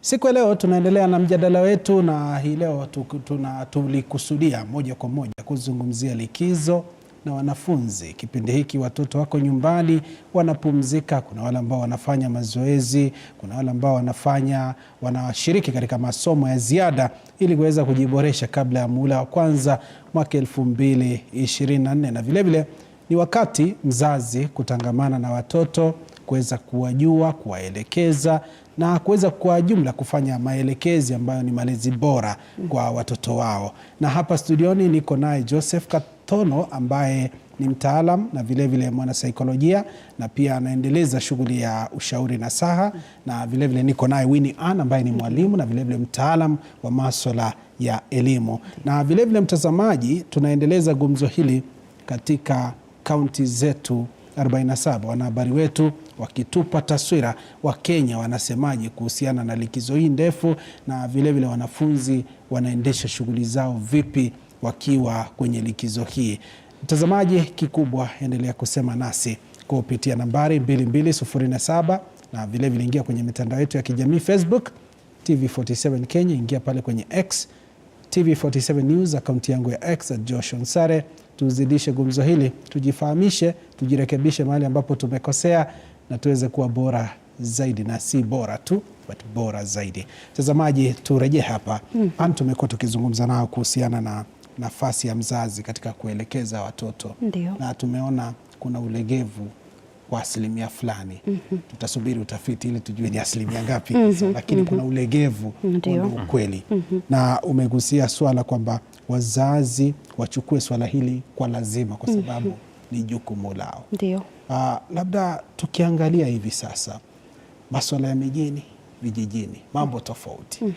Kule vijijini najua wazazi wapo wanaendeleza shughuli za kuwalea watoto. Mazingira yale ni tofauti na mazingira ambayo yako jijini. Wewe kama mtaalamu wa elimu, ndio, ungependelea watoto wasafiri mbali na wazazi wao? Hapana. Nitakataa jambo hilo sana.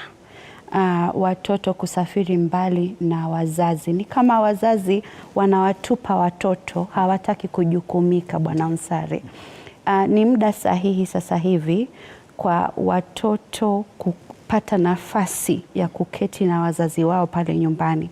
Kuna muda wa Krismasi watasafiri.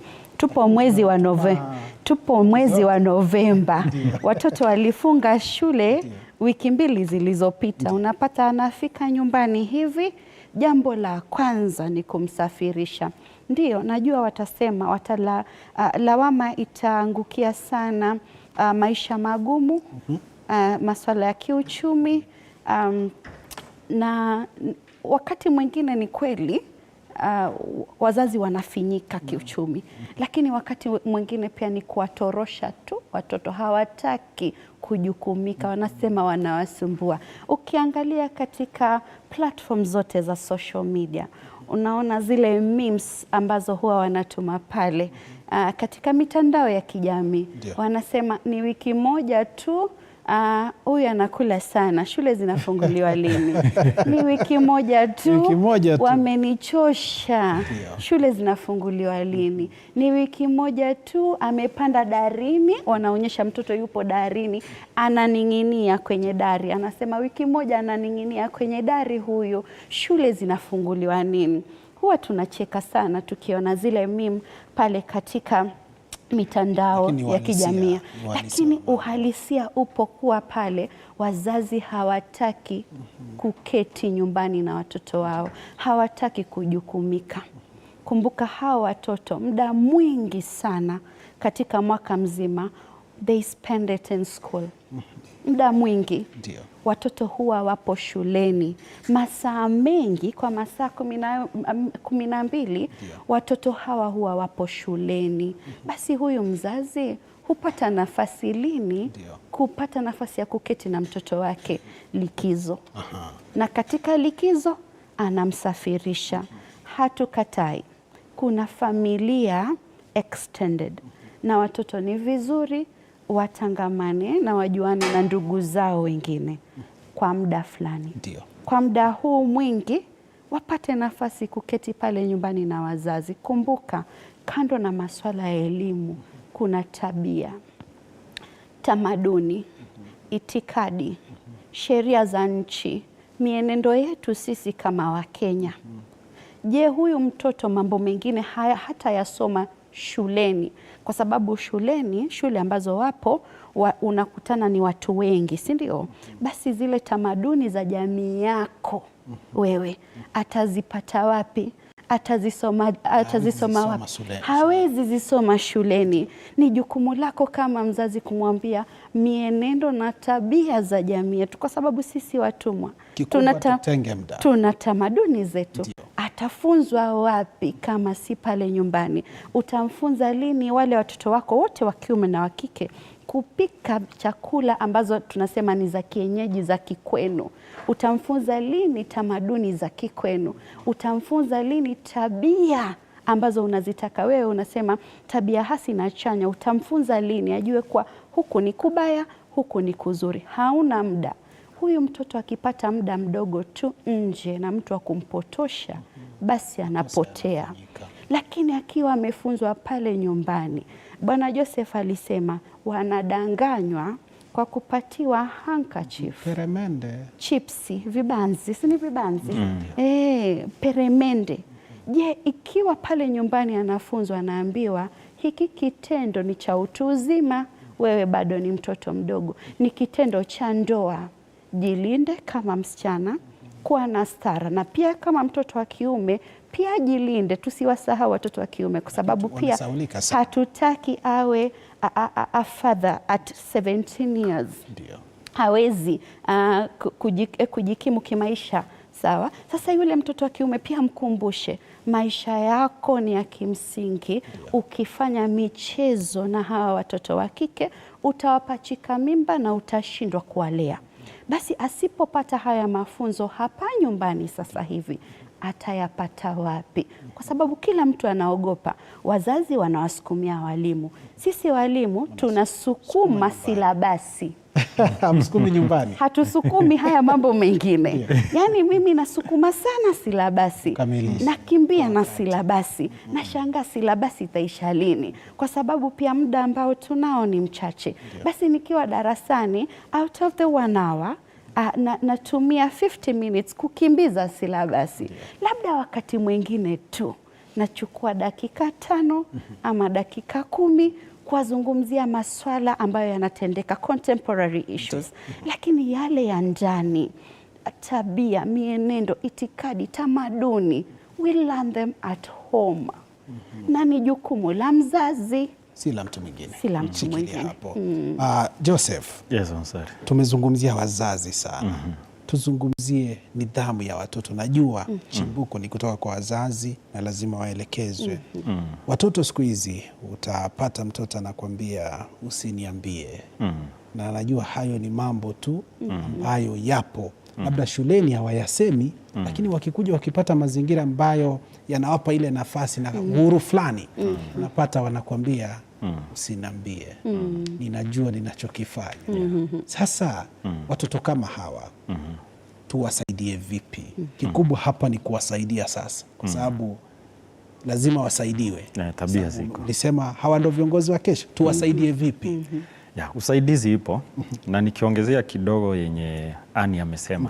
Actually amesema kama mzazi anapenda na nifurahia ni mwalimu anapenda watoto wake. Amesema wanasukuma silabi. Ndio. So tuangalie siku iko na masaa 24. Ndio. Wazazi wanafanya kazi masaa tuseme kama 8-12. Hiyo ingine 12 unapeleka wapi? Mtoto atalala masaa 6, masaa 8. Umebaki na kama ingine maybe 6 ama 5. Tuangalie siku ikianza pale nyumbani asubuhi. Watoto wakiamka, kama kuna ile amesema kiwango, kuna mahali alisema kiwango ya watoto. Kama ni watoto wanaweza saidia kupika, waende wapike chai. Kama anaweza osha handkerchief yake, ikifika wakati wa kuosha, waoshe nguo. Ikifika wakati wa lunch, wapike pamoja. Ikifika wakati maybe wakatikati pale kukunywa maybe chai ya jioni, wanaweza pika pamoja. Ikifika kama ni ile nini sapa ama dina, wanapika pamoja. Alafu kuna zile kazi zinaendelea pale nyumbani, kuosha, kuenda shambani, watoto watumike hapo katikati. Alafu waachie muda kidogo, maybe wa social media, kutembelea wengine na kucheza. Sasa hapo nidhamu haitakuwa mbaya. Lakini wakati tunaweza kuwa watoto atuwapei na kazi zile za kufanya pale nyumbani, nidhamu itakuwa mbaya.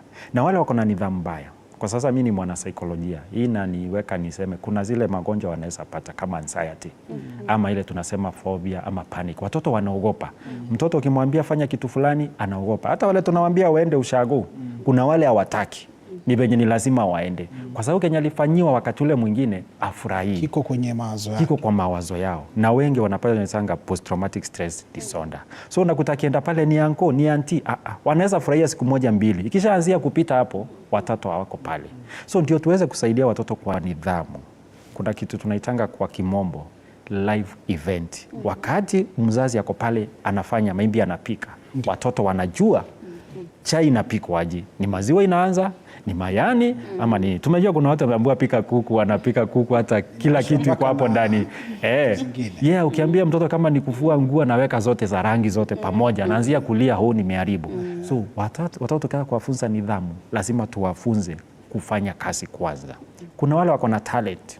Unasema kila wakati anaenda kwa talent, anaenda kufunzwa. Wewe mzazi unajua ako na talanta gani? So kwanza ni wewe ujue mtoto wangu ako na talanta, ama umchukue kama ni weekend umwambie na kupeleka pale, ulisema uko na talanta ya kupiga kimbo. Una talanta mbia kucheza mpira, tunakupeleka pale tuone. Lakini unakuta mtoto anatumwa.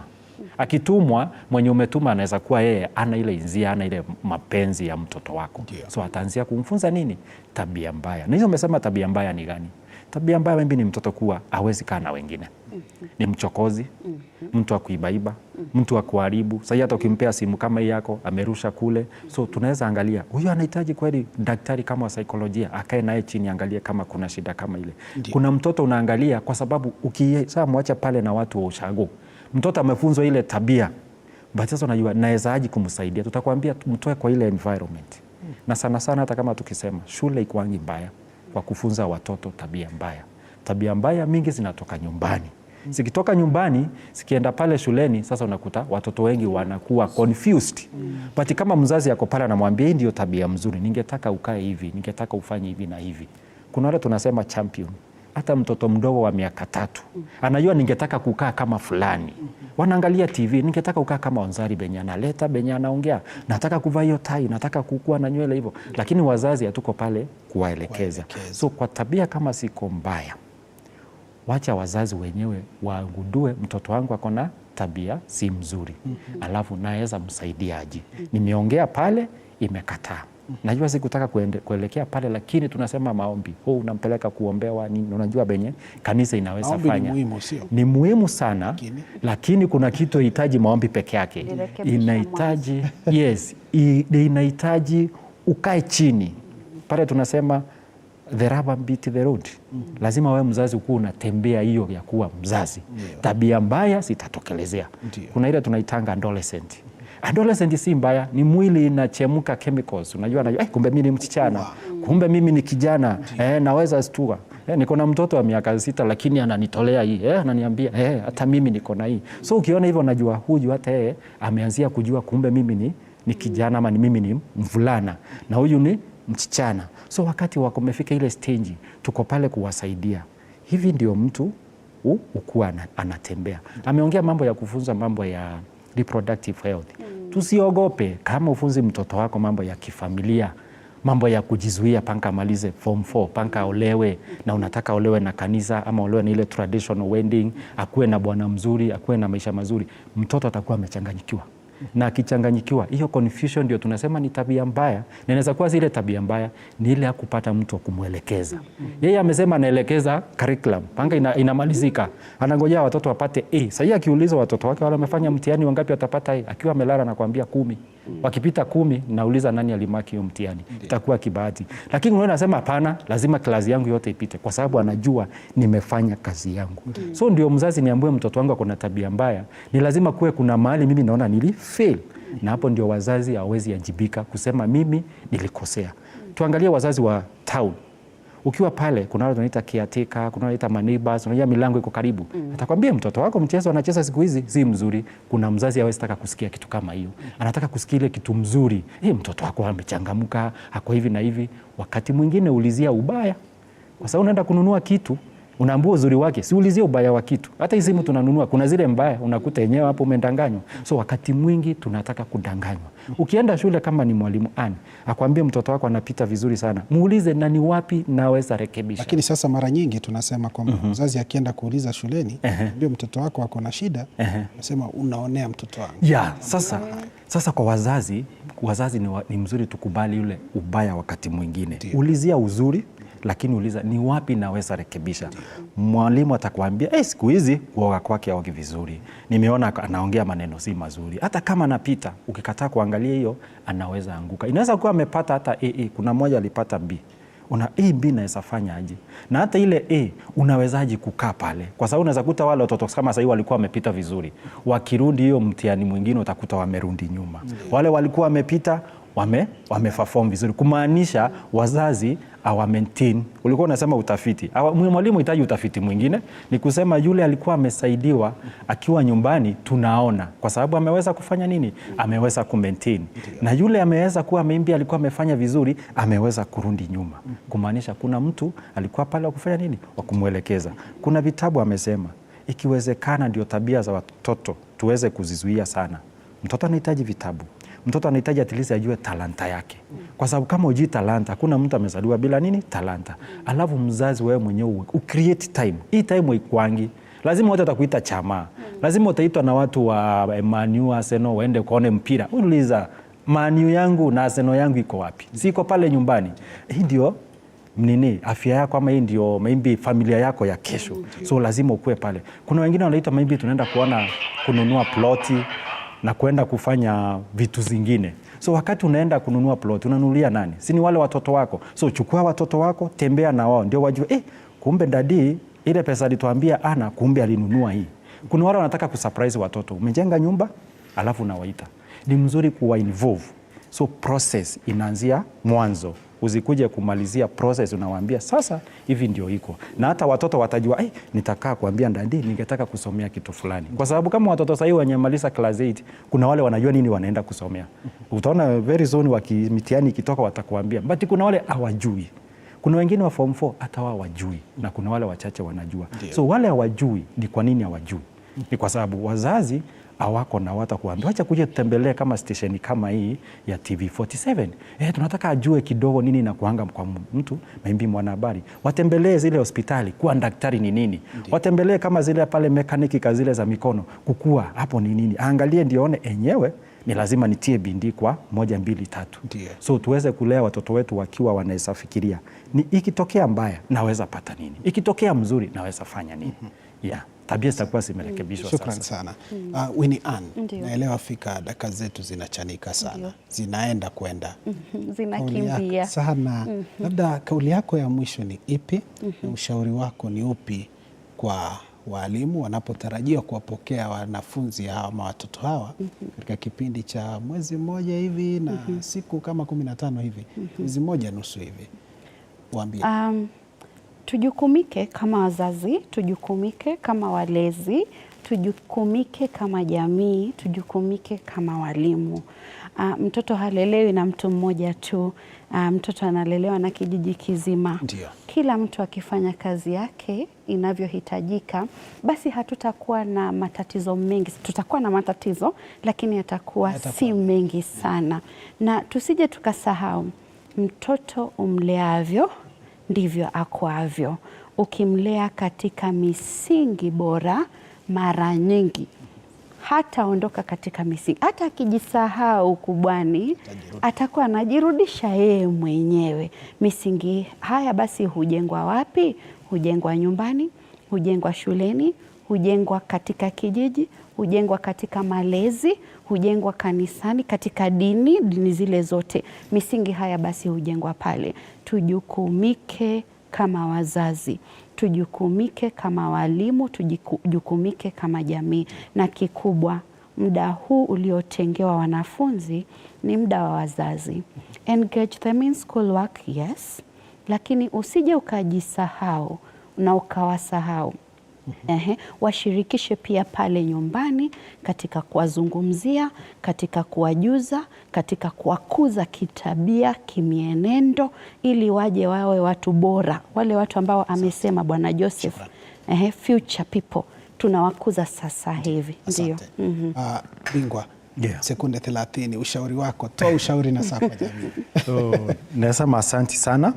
Na ningeomba radhi kwa sababu kuna wale hatujaweza kuzungumzia juu yao, wale wako na maybe kama challenge kidogo, disability kidogo, at least hiyo ndio wakati mzuri wa wazazi kuwapeleka pale kwa zahanati ama pale kwa hospitali waweze kusaidiwa. Wale unajua wako na shida ya kusoma kidogo, tafuta wale coaching kidogo waweze kusaidika vizuri. Na kama wako na talanta tuweze. Tunaongea juu ya ADHD, wale wako na autism, cerebral palsy, hizo vitu hatuwezi zuia, lakini wale wako nazo waweze kusaidiwa. Na mimi nasema hospitali si mbaya. Kama kuna tabia zi mzuri tuletee, tutaweza kuongea na mtoto wako ndio tuweze kuwa na viongozi wa kesho na wao furahie kuwa mzazi.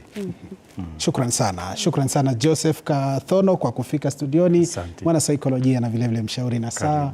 Winnie Ann, shukran sana pia, mtaalamu wa elimu kwa kufika katika studio zetu. Tutawaita tena, kuna mengi ya kuzungumzia, likizo ni ndefu sana. Sio? Asanteni. Mtazamaji nawe shukran sana vile vile kwa kuweza kuwa nasi. Tunakamilisha awamu hiyo ya mjadala wetu wa siku ya leo, na kwa faida yako ni kutaarifu kinara wa ODM ama ukipenda kinara wa Azimio Raila Odinga hivi sasa anatoa taarifa kuhusiana na sakata ya ununuzi wa mafuta, akisema kwamba kuna ule mpango wa G2G ambao hivi sasa unasakata. Hebu tuvuke moja kwa moja tumsikilize ni kipi anasema kuhusiana na sakata hiyo ya mafuta. $50 per metric ton. In the end, Kenya is losing billions of shillings in taxes because the three companies picked to spearhead this deal do not pay the 30% corporate tax. Shielding the three companies from this tax is the reason Ruto told Kenyans that it was a G2G deal.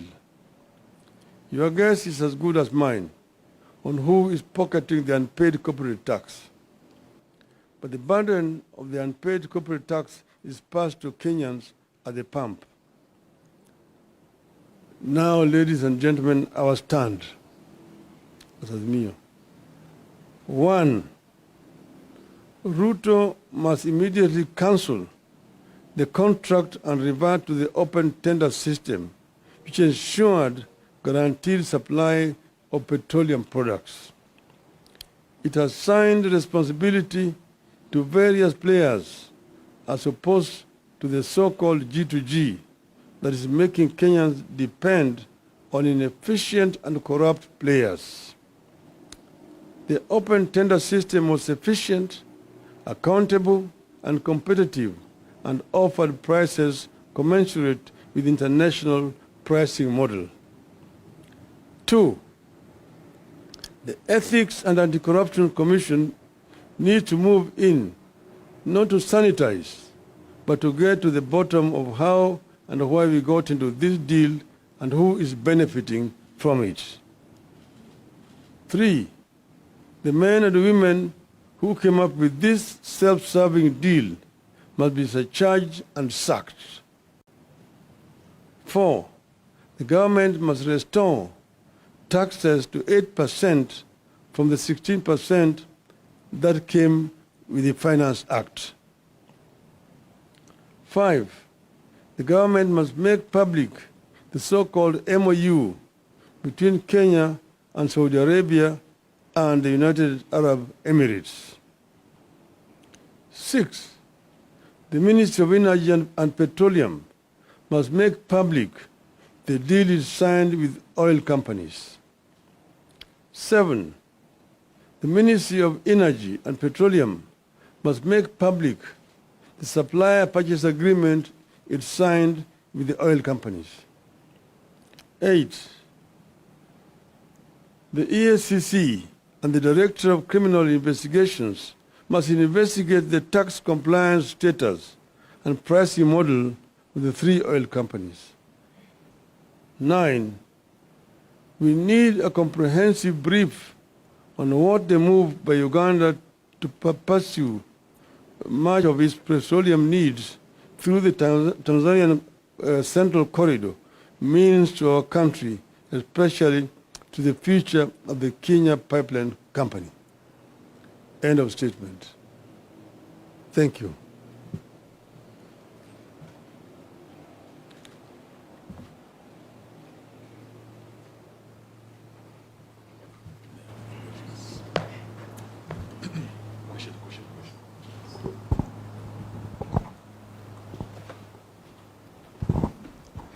Labda kwa Kiswahili, Mheshimiwa Raila, katika siku za majuzi tumeona kama kuna mfanyabiashara tata ambaye anadai kwamba mafuta yake ambayo alileta ilinyakuliwa na serikali. Labda kwa mtazamo wako unaweza semaje kuhusiana na hayo? Kisha cha pili, where does this revelation of yours now put the ongoing national dialogue talks? Thank you. Yeah. Yale ambayo yanafanyika, hiyo biashara yenyewe inadhihirisha ukweli. Yale ni wale watu ambaye wametofautiana pamoja. Sasa mwingine anasema huyu, hii shehena ni yangu, mwingine anasema hii shehena ni yangu. Wale pamoja. Hata wewe mwenyewe unaweza kushangaa yale ambayo yanafanyika. Mbona kama kuna shida, mtu anashikwa usiku, anafungwa macho. Kwa sababu gani? Kama jamaa hajaiba, hajafanya chochote, kama hata yeye ni mwizi, mbona hashikwi mchana na apeleke mahakamani? Ni wale ni wao. Wezi wawili wanashikana peke yao. Upande mwingine, sisi tuko na washirika wetu ambayo sisi tulituma kwa yale mazungumzo. Mmoja wao ndugu Eugene Wamala yuko hapa.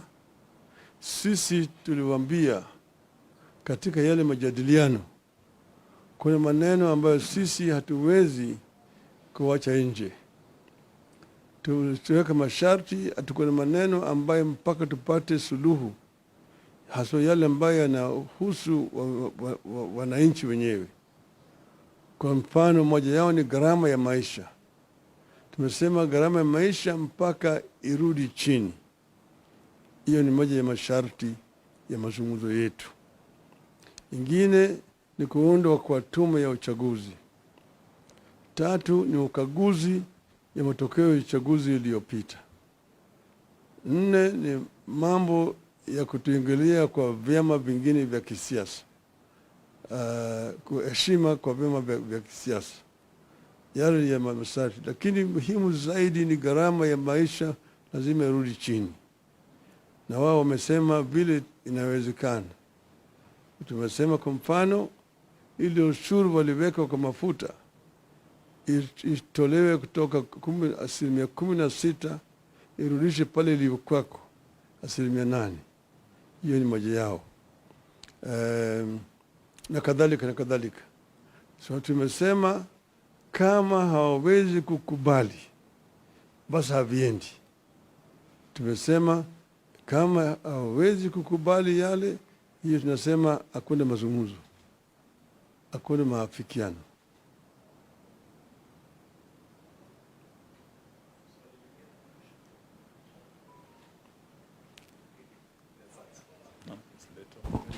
Over the weekend, you alluded that the inflation of prices on petroleum, on fuel was about 30 shillings. Maybe expound on that and how these you call cartels are fleecing Kenyans' pockets at the pump, and how much, by how much? No, I mentioned the other time, and you're going to find it in the statement that I've just read there, how prices are being inflated and then passed on to the consumer. I mentioned, for example, you'll find that you're being charged 217 shillings, but actual price would be 187 shillings. Now, where we are not sure is how that 30 shillings is being distributed, who is the beneficiary. But I've also explained to you how the whole of this process was conceived, how it was then executed, and how it is actually hurting the consumer down here. You'll find, for example, that ships are taking a very long. They're waiting when letters of credit have not been confirmed, incurring demurrage charges. The demurrage charges themselves have also been increased. It used to be $45, $1,000 per day. It is now $70,000 under this deal. And all that is being passed on to the consumer. So what is happening here is a complete rip-off. People are paying for air, and these people are very happy with this.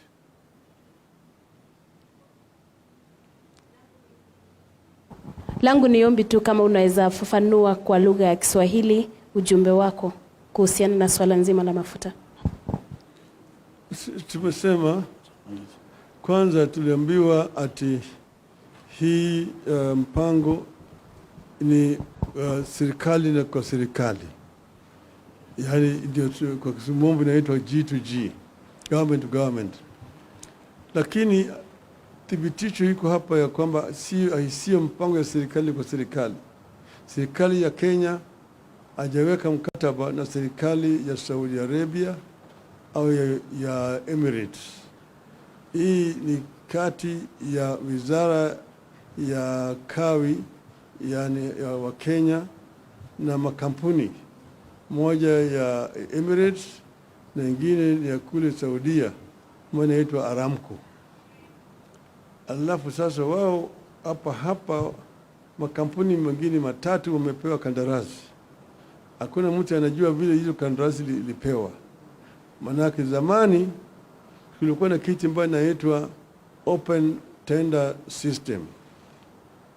Mimi kama nimeshakuwa waziri wa kawi wakati mwingine, chini yangu tulikuwa tunafanya makampuni yote ya kuuza mafuta walikuwa wanakubaliwa kushiriki kwenye tenda. Kufanya tenda, alafu unachukua yule ambaye kuna bei ya chini zaidi. Sasa hiyo kampuni ndio inapewa ruhusa ya kwenda kuleta mafuta na kuwauzia wale makampuni zingine hapa. Ikifika tena baada ya miezi mitatu, hiyo tenda nyingine inafanyika namna hiyo. Lakini sasa hiyo imetolewa. Sasa serikali ndio inanunua kutoka katika hizo makampuni mawili ya Saudia na ya Emirates, alafu inakuja kuuzia watu hapa. Lakini hata hakuna ubaya na hiyo. Kinafanyika ni kwamba katikati hapo wameweka vikwazo zingine, alafu ujanja zingine hapo ambayo wanazidisha naye bei. Kwa hivyo bei inakuwa juu zaidi kuliko kama ingekuwa inakuja under ile OTS system. Na hiyo bei yote inapitishwa kwa mwananchi. Mwananchi huko chini inabeba hiyo mzigo. Kwa sababu ya yote pale ambayo yao jamaa wanakula hapo katikati, hapa kuna hii panya ambayo inakula hapo katikati, hiyo ndio inasukumwa kwa wananchi hapa. Na kwa kila lita ambayo unanunua kuna shilingi 30 ambayo imewekwa zaidi juu yake. Na hiyo inakuliwa na hao watu katikati hao. Ndio tumemwambia Bwana Ruto, utuambie sisi hao watu ni kina nani? Na kwa hiyo unawajua, wewe ndio uliwaweka pale. Kwa sababu gani umeweka hao pale? Wananchi yanaumia hapa chini. Na swali Mheshimiwa Raila Odinga. Jina langu ni Sydney Chazima kutoka NTV. Swali la kwanza ni kuhusu tunamuita Njeri wa mafuta. Sijui kama umesikia hilo swala kuhusu uagizaji wa mafuta kule Mombasa. Kuna meli ambayo imeshikwa ilikuwa na mafuta kuleta nchini. Je, mama huyu ni mmoja wapo ya wale watu ambao wanaongelea? Alafu swali la pili, tulimsikia Mheshimiwa Kalonzo Musyoka akisema hivi majuzi kwamba ikiwa mazungumzo ya uwiano kati ya Azimio na Kenya Kwanza hayataendelea mbele, basi mnaweza rejea katika maandamano. Je, hilo ni wazo sawia na lako? Kwanza Hiyo swali ya pili, kwanza hawajamaliza. Hatutaki kuanza kutoa masharti sasa. Wakifika wakati ambayo itakuwa wametofautiana kabisa, kuna mafikiano, sisi wenyewe tutatoa taarifa yetu. Kwa wakati hii sitaki kutoa hata vitisho vingine. Itaonekana ya kwamba sisi tunatoa vitisho, manake hatutaki watu wawe na mafikiano. So bado tunawapatia fursa kuongea. Pili, huyo mama mafuta, huyo mama so mamona na unajua biashara ya mafuta, unajua gharama yake, pesa ambayo inatakikana ufanye biashara ya mafuta bilioni 17. Angalia sura yake kama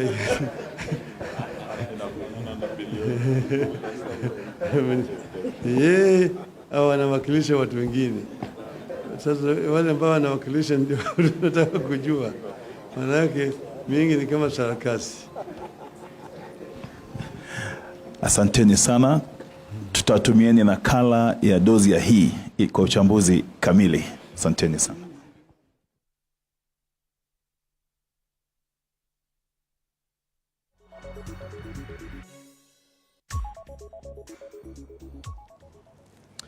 Na mtazamaji, ndo huyo kinara wa Azimio Raila Odinga akiwa na vinara wengine wa muungano huo wa Azimio wakizungumzia masuala mbalimbali, masuala ya sakata ya mafuta na vile kuna swala la maridhiano, yale mazungumzo ya maridhiano. Taarifa hizo tunazidi kuzichanganua na tutaweza kukutaarifu katika taarifa zetu zijazo. Mtazamaji, naarifiwa hivi sasa tunapata taarifa zaidi, na naarifiwa hivi sasa kinara wa NARC Kenya Martha Karua hivi sasa anazungumzia masuala ya kitaifa, na hebu tumsikilize ni kipi anasema kuhusiana na masuala ya mustakabali wa taifa. To strengthen itself to be ready for the next general elections, let there be as many candidates within Azimio for presidency for every post. Yes. Then we can be able to sit and talk about it. Nice. Lakini lazima kila nyumba ijivijali. Yes. Na leo na Kenya imejivijali. Asanteni sana. Unless if there are any clarifications, and I think you got them in the tent, we'll be happy to release you. Yeah. Yeah. Yeah. Yeah.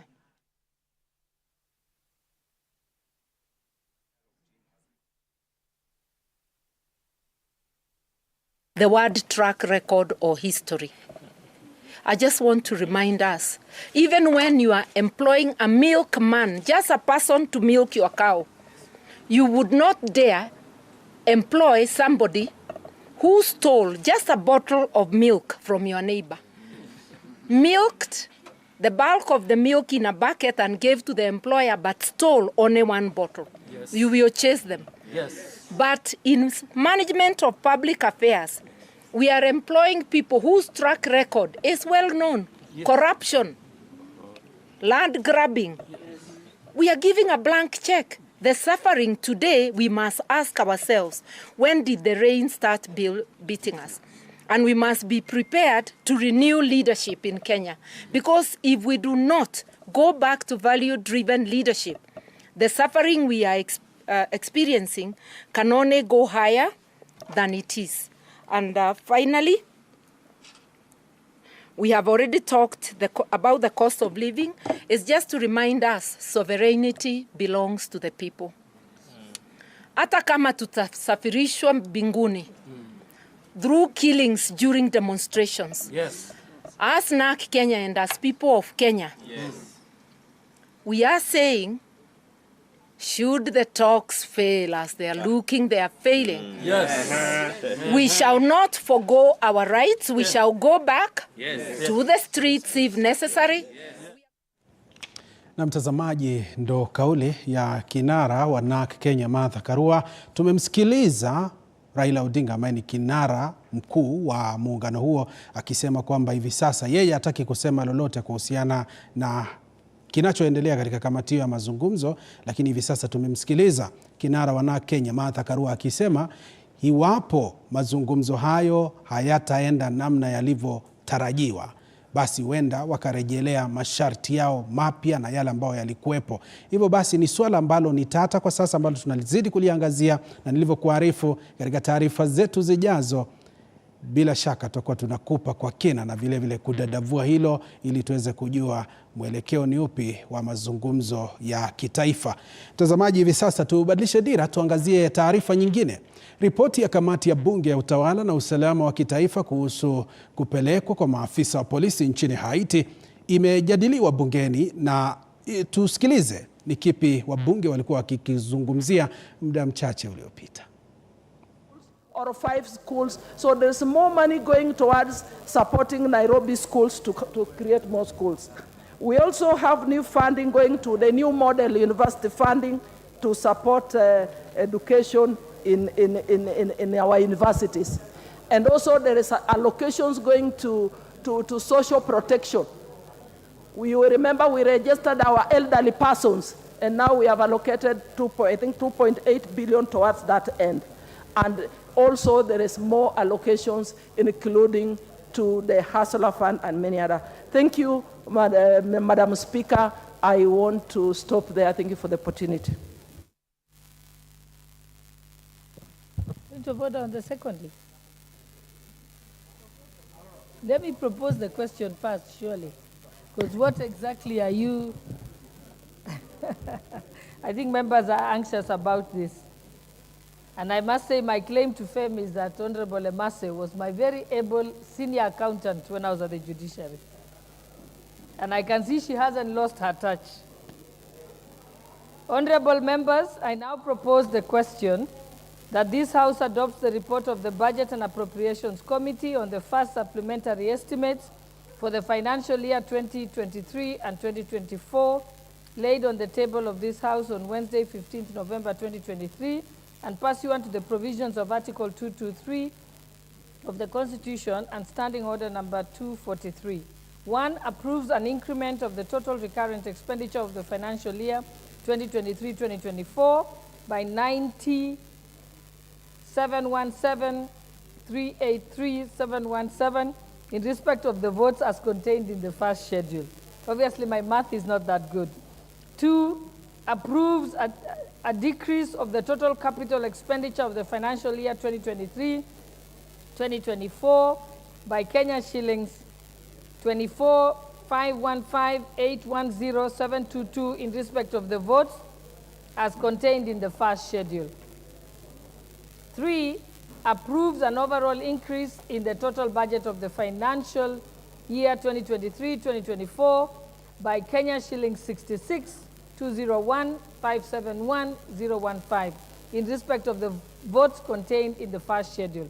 And 4. Approves Kenya shillings 1,736,121,765 spent under Article 223 of the Constitution in respect of the votes outlined in the third schedule. And 5. Resolves that the first schedule forms the basis for the... Kwingineko, chama cha UDA kimesema kitatumia njia ya kielektroniki kuandaa uchaguzi wake kama njia moja ya kuhakikisha uwazi katika zoezi hilo la kuwachagua viongozi mashinani. Haya ni kwa mujibu wa meneja katika ofisi ya katibu mkuu wa chama hicho Patience Kiti, ambaye ameongoza zoezi la kuwahamasisha wanachama na wagombea mbalimbali katika chama hicho kwenye kaunti ya Taita Taveta. Julius Mariki na kina cha taarifa hiyo. Kama njia mojawapo ya kujiandaa katika uchaguzi ujao katika chama cha UDA mashinani, chama hiko basi kimeandaa mafunzo ya nyanjani katika kaunti ya Taita Taveta kuwaelimisha tu wale wahusika watakaoshiriki katika uchaguzi huo. Na tutakuwa tunapata baadhi kauli za baadhi yao na vile kauli ya mkuu katika ofisi hiyo kuhusiana na uchaguzi huo, ambapo wameweka wazi kwamba watatumia njia ya elektroniki kuendesha uchaguzi huo. Maofisa kutoka UDA headquarters wamekuja kutupatia mafunzo ya vile uchaguzi utafanyika, na tumeona ya kwamba kulikuwa na changamoto kidogo, lakini watu wameweza kueleweshwa kwa masuala ya zile wale ambao wanagombania wale madelegates. Vile pia kuna muda umepeanwa kwa wale ambao pia hawajalipa walipe. Tulikuwa na maswali mengi kuhusiana na huu uchaguzi ambao unakuja, lakini nashukuru maswali mengi yamejibiwa na kila mtu ametosheka. Wasiwasi tulikuwa nao watu wakiona kwamba wataletewa watu wakiambia kwamba huyu ndo lazima awe chairman awe nini, lakini leo tumeambia kwamba hiyo digital ambayo itatumika haitakuwa na ubaguzi, bali itakuwa na yule mtu ambaye amechaguliwa na wanachama. Tunataka haki za walemavu katika kamati kuu kwa ya UDA, pia haki zetu ziweze kusikizwa, tusukume ajenda zetu za walemavu, na kama 2027 tufanye bidii yote UDA tuwe na mwakilishi wetu walemavu katika county assembly. Tumeenda kila mahali tukielimisha watu, na uzuri ni kwamba watu wanatupokea. Nataka kumhakikishia rais kwamba yale tulikuwa tumeahidi yanatendeka. Watu wengi sasa wameingia kwa UDA, na sasa hivi hata tukianza numbers nafikiria zimejipanda sana. Naomba Wakenya wa Taita tujiunge na chama chetu cha president wetu cha UDA, maana kutoka hapo ndio tutapata maendeleo. Tunaamini kwamba tumeweka mikakati mbadala kama chama kuhakikisha kwamba tunaweza kupata viongozi kutoka mashinani. Chama chetu kinataka kuwakuza viongozi na kuwapatia nafasi wananchi wote ili wakaweze kupata nafasi za uongozi. Vile umeuliza kwamba tumeweka mikakati gani kuhakikisha kwamba kutakuwa na uwazi wa kura hizi. Uwazi utakuwa kwa sababu wakati huu tutafanya uchaguzi na tutatumia mbinu ya elektroniki. It's not online voting, it's electronic voting, where we'll have tablets and the people will vote by their own selves. Kwa hivyo kutakuwa na uwazi, na tumeonyesha jinsi ya kupiga kura siku hiyo. We have done a mock exercise here in Taita Taveta and all other counties that we have visited across the coast region, and we believe that that is the most transparent way to allow our people to vote. Na ni kauli zao hizo, ambapo basi wameelezea kuridhishwa na matayarisho ya uchaguzi huu, ambapo utakuwa unashuhudiwa hapo tarehe 9 mwezi Disemba mwaka 2023. Nikiripotia TV47 kutoka Taita Taveta, mimi ni Julius Mariki Mwakivo. Naam, shukrani sana Julius Mariki kwa taarifa hiyo. Kwingineko, wakazi wa Kacheliba, kaunti ya West Pokot, wana sababu ya kutabasamu baada ya maafisa wa afya kutoka mashirika mbalimbali kuandaa hafla ya vipimo na matibabu ya magonjwa mbalimbali pamoja na magonjwa yaliyotengwa almaarufu neglected diseases chini ya mwavuli wa shirika la Drugs for Neglected Diseases Initiative. Hafla hiyo inahudhuriwa na waziri wa afya kutoka kaunti ya West Pokot, ambaye anatoa wito kwa wenyeji kujitokeza na kutumia fursa hiyo kujiimarisha kiafya. Moja kwa moja tuungane na mwandishi wetu Andrew Juma anayehudhuria hafla hiyo atuarifu zaidi. Juma. Shukran na asante kutoka eneo hili la Kacheliba, kaunti ya Pokot Magharibi. Leo hii tupo katika shule hii ya wasichana ya St. Komboni, ambapo tunahudhuria ile hafla ya afya ambayo inawahamasisha wakazi mbalimbali ambao wana changamoto mbalimbali. Kumbuka kwamba washikadau mbalimbali katika sekta ya afya, ikiwemo waziri wa afya katika kaunti hii, wameweza kufika eneo hili ili kuhakikisha kwamba wanaofanyia uchunguzi ama vile vipimo wenyeji wa eneo hili ambao wanakumbwa na ugonjwa mbalimbali kama njia moja kuhakikisha kwamba afya yao inaboreka. Hebu kwanza tumsikie waziri wa afya pamoja na washikadau hawa ambao waliweza kufika eneo hili. Jina langu ni Claire Parclair. Mimi ni waziri wa afya katika gatuzi la Pokot Magharibi, na siku ya leo tuko na furaha kwa sababu ya shughuli ambayo inaendelea hapa St. Komboni Girls Primary School, ambapo tuko na wahisani wetu wa karibu wa DNDI. DNDI in full ni Drugs for Neglected Diseases Initiative, ambao wako hapa siku ya leo kufanya ukaguzi ya magonjwa mbalimbali aswa ugonjwa wa kalaza ambayo tunaita kwa lugha ya Kipokot termes na mayasetoma na magonjwa zingine mbalimbali ambayo inaweza patikana katika watu wetu. Na ukaguzi huu inajumulisha magonjwa mbalimbali. Tuko na madaktari kutoka nchi ya Ethiopia, tuko na madaktari kutoka Amudat, Uganda, tuko na madaktari kutoka Kenya ambao ni West Pokot na hapa Kacheliba sub county. Tuko na wadaktari kutoka Rotary team kutoka Nairobi na tunajumuika pamoja kufanya hii kazi. Kuna magonjwa mbalimbali, akina mama wajawazito, tuko na specialists ambao tunaita gynecologists, tuko na pediatricians, yani madaktari ya watoto. Naitwa Daktari Bona Nyaoke, mimi ndio mkuu wa idara wa mycetoma katika Drugs for Neglected Diseases Initiative au DNDI. Leo tuko kwa hii kambi ya matibabu kwa sababu DNDI ina celebrate 20 years. DNDI ilianzishwa miaka 20 iliyopita. Hii ni mwaka 2003. Headquarters yetu iko Geneva, lakini tuko na ofisi yetu hapa Kenya. Vile Honorable CC ameongea, pia tumekuwa tukifanya kazi nyingi sana huku Kacheliba na Sigo, tukiangalia patients wetu wa visceral leishmaniasis, alafu kwa sasa pia tunataka kuangalia wagonjwa wa mycetoma.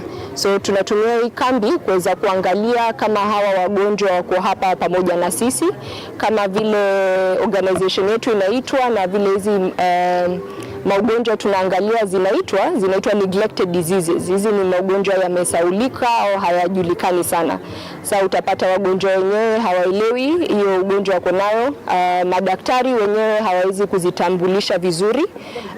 So kwa sasa, kwa leo tuko hapa ili tuweze kuzitambua hizi magonjwa na tuweze kupatia wagonjwa hao matibabu wanayohitaji.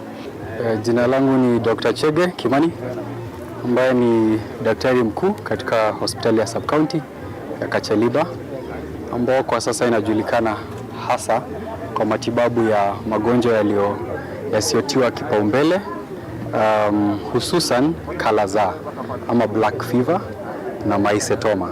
Dr. Bona ameongelea mycetoma, mimi nitaongelea kuhusu kalaza. Kalaza, in terms of case definition, ni ile kuendelea kudhoofika kimwili, kupoteza uzani, kuna kufura ama kuvimba tumbo ambayo inatokana na kingo kinaitwa spleen ama maliok kwa Kipokot ama splenomegaly, na pia inakuja na joto jingi ama fevers. Kando na hayo, wenyeji ama wale waathiriwa ambao wamefika eneo hili pia wamekuwa na hisia mbalimbali za kuweza kuelezea. Hebu kwanza tuwasikie wanasemaje kuhusiana na zoezi zima la siku ya leo. Nasema shukrani sana, na unaona watu vile wamejaa, watu ni wagonjwa, lakini ni tiba tu. Tunashukuru sana serikali ya Kenya ulete. Now our purpose of being here today is that we are partnering with DNDI for the purpose of mobilizing our volunteers and also bringing together partners so that we can mobilize as many drugs as possible.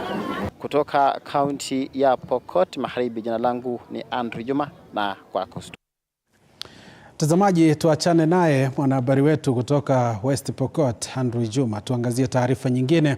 Hali ya mafuriko imedhihirika katika eneo bunge la Tana Delta katika kaunti ya Tana River, huku vijiji vingi vikishuhudia uharibifu mkubwa kutokana na mafuriko hayo. Hali hii imefanya uokoaji wa watu kuwa mgumu. Shirika la Red Cross, Kenya Red Cross, limekadiria kuwa zaidi ya familia 11,000 zimeathirika kutokana na mafuriko hayo, na idadi hii inatarajiwa kuongezeka. Shirika hilo likiongozwa na mkuu wa eneo hilo Hassan Musa lilianza operesheni ya kuhamisha wanakijiji, huku wakiwaahidi watawapa usaidizi. Unaona tayari mafuriko yameanza kuanza kutuzama, na hali ndio hiyo. Watu wameanza kujenga huku mbele juu, lakini shida ni kuwa hatuna maneti na kitu cha kufunikia, tuseme kuweka juu ili kujisitiri ili mvua kupate. Kwa hivyo sisi tunataka shirika watusaidie ili watu wote waanze kupanda pale juu. Sasa tatizo lililoko hapa ni kwamba mashamba yameingia maji, kwa hiyo hawa watu wamepoteza rasilimali yao muhimu ikiwemo vyakula na uwezo wao wa kuweza kuzalisha tena, kwa sababu kuzalisha chakula tena, kwa sababu mashamba yao yote kwa sasa hivi yamevamiwa yameingiwa na maji. Lakini pia kuna tatizo ambalo tunalitarajia pengine litakuwa katika sehemu hii. Wanachota maji kwenye mto huu ambao mto huu umebeba uchafu wote sasa hivi, na hiyo huenda ikaleta madhara katika sehemu hii. Lakini pia tatizo jingine ni kwamba bado wengine wako katika sehemu hii ya Ongonyo hawajatoka, na maji yanazidi kuongezeka. Familia zaidi ya 230 hazijatoka mpaka sasa hivi.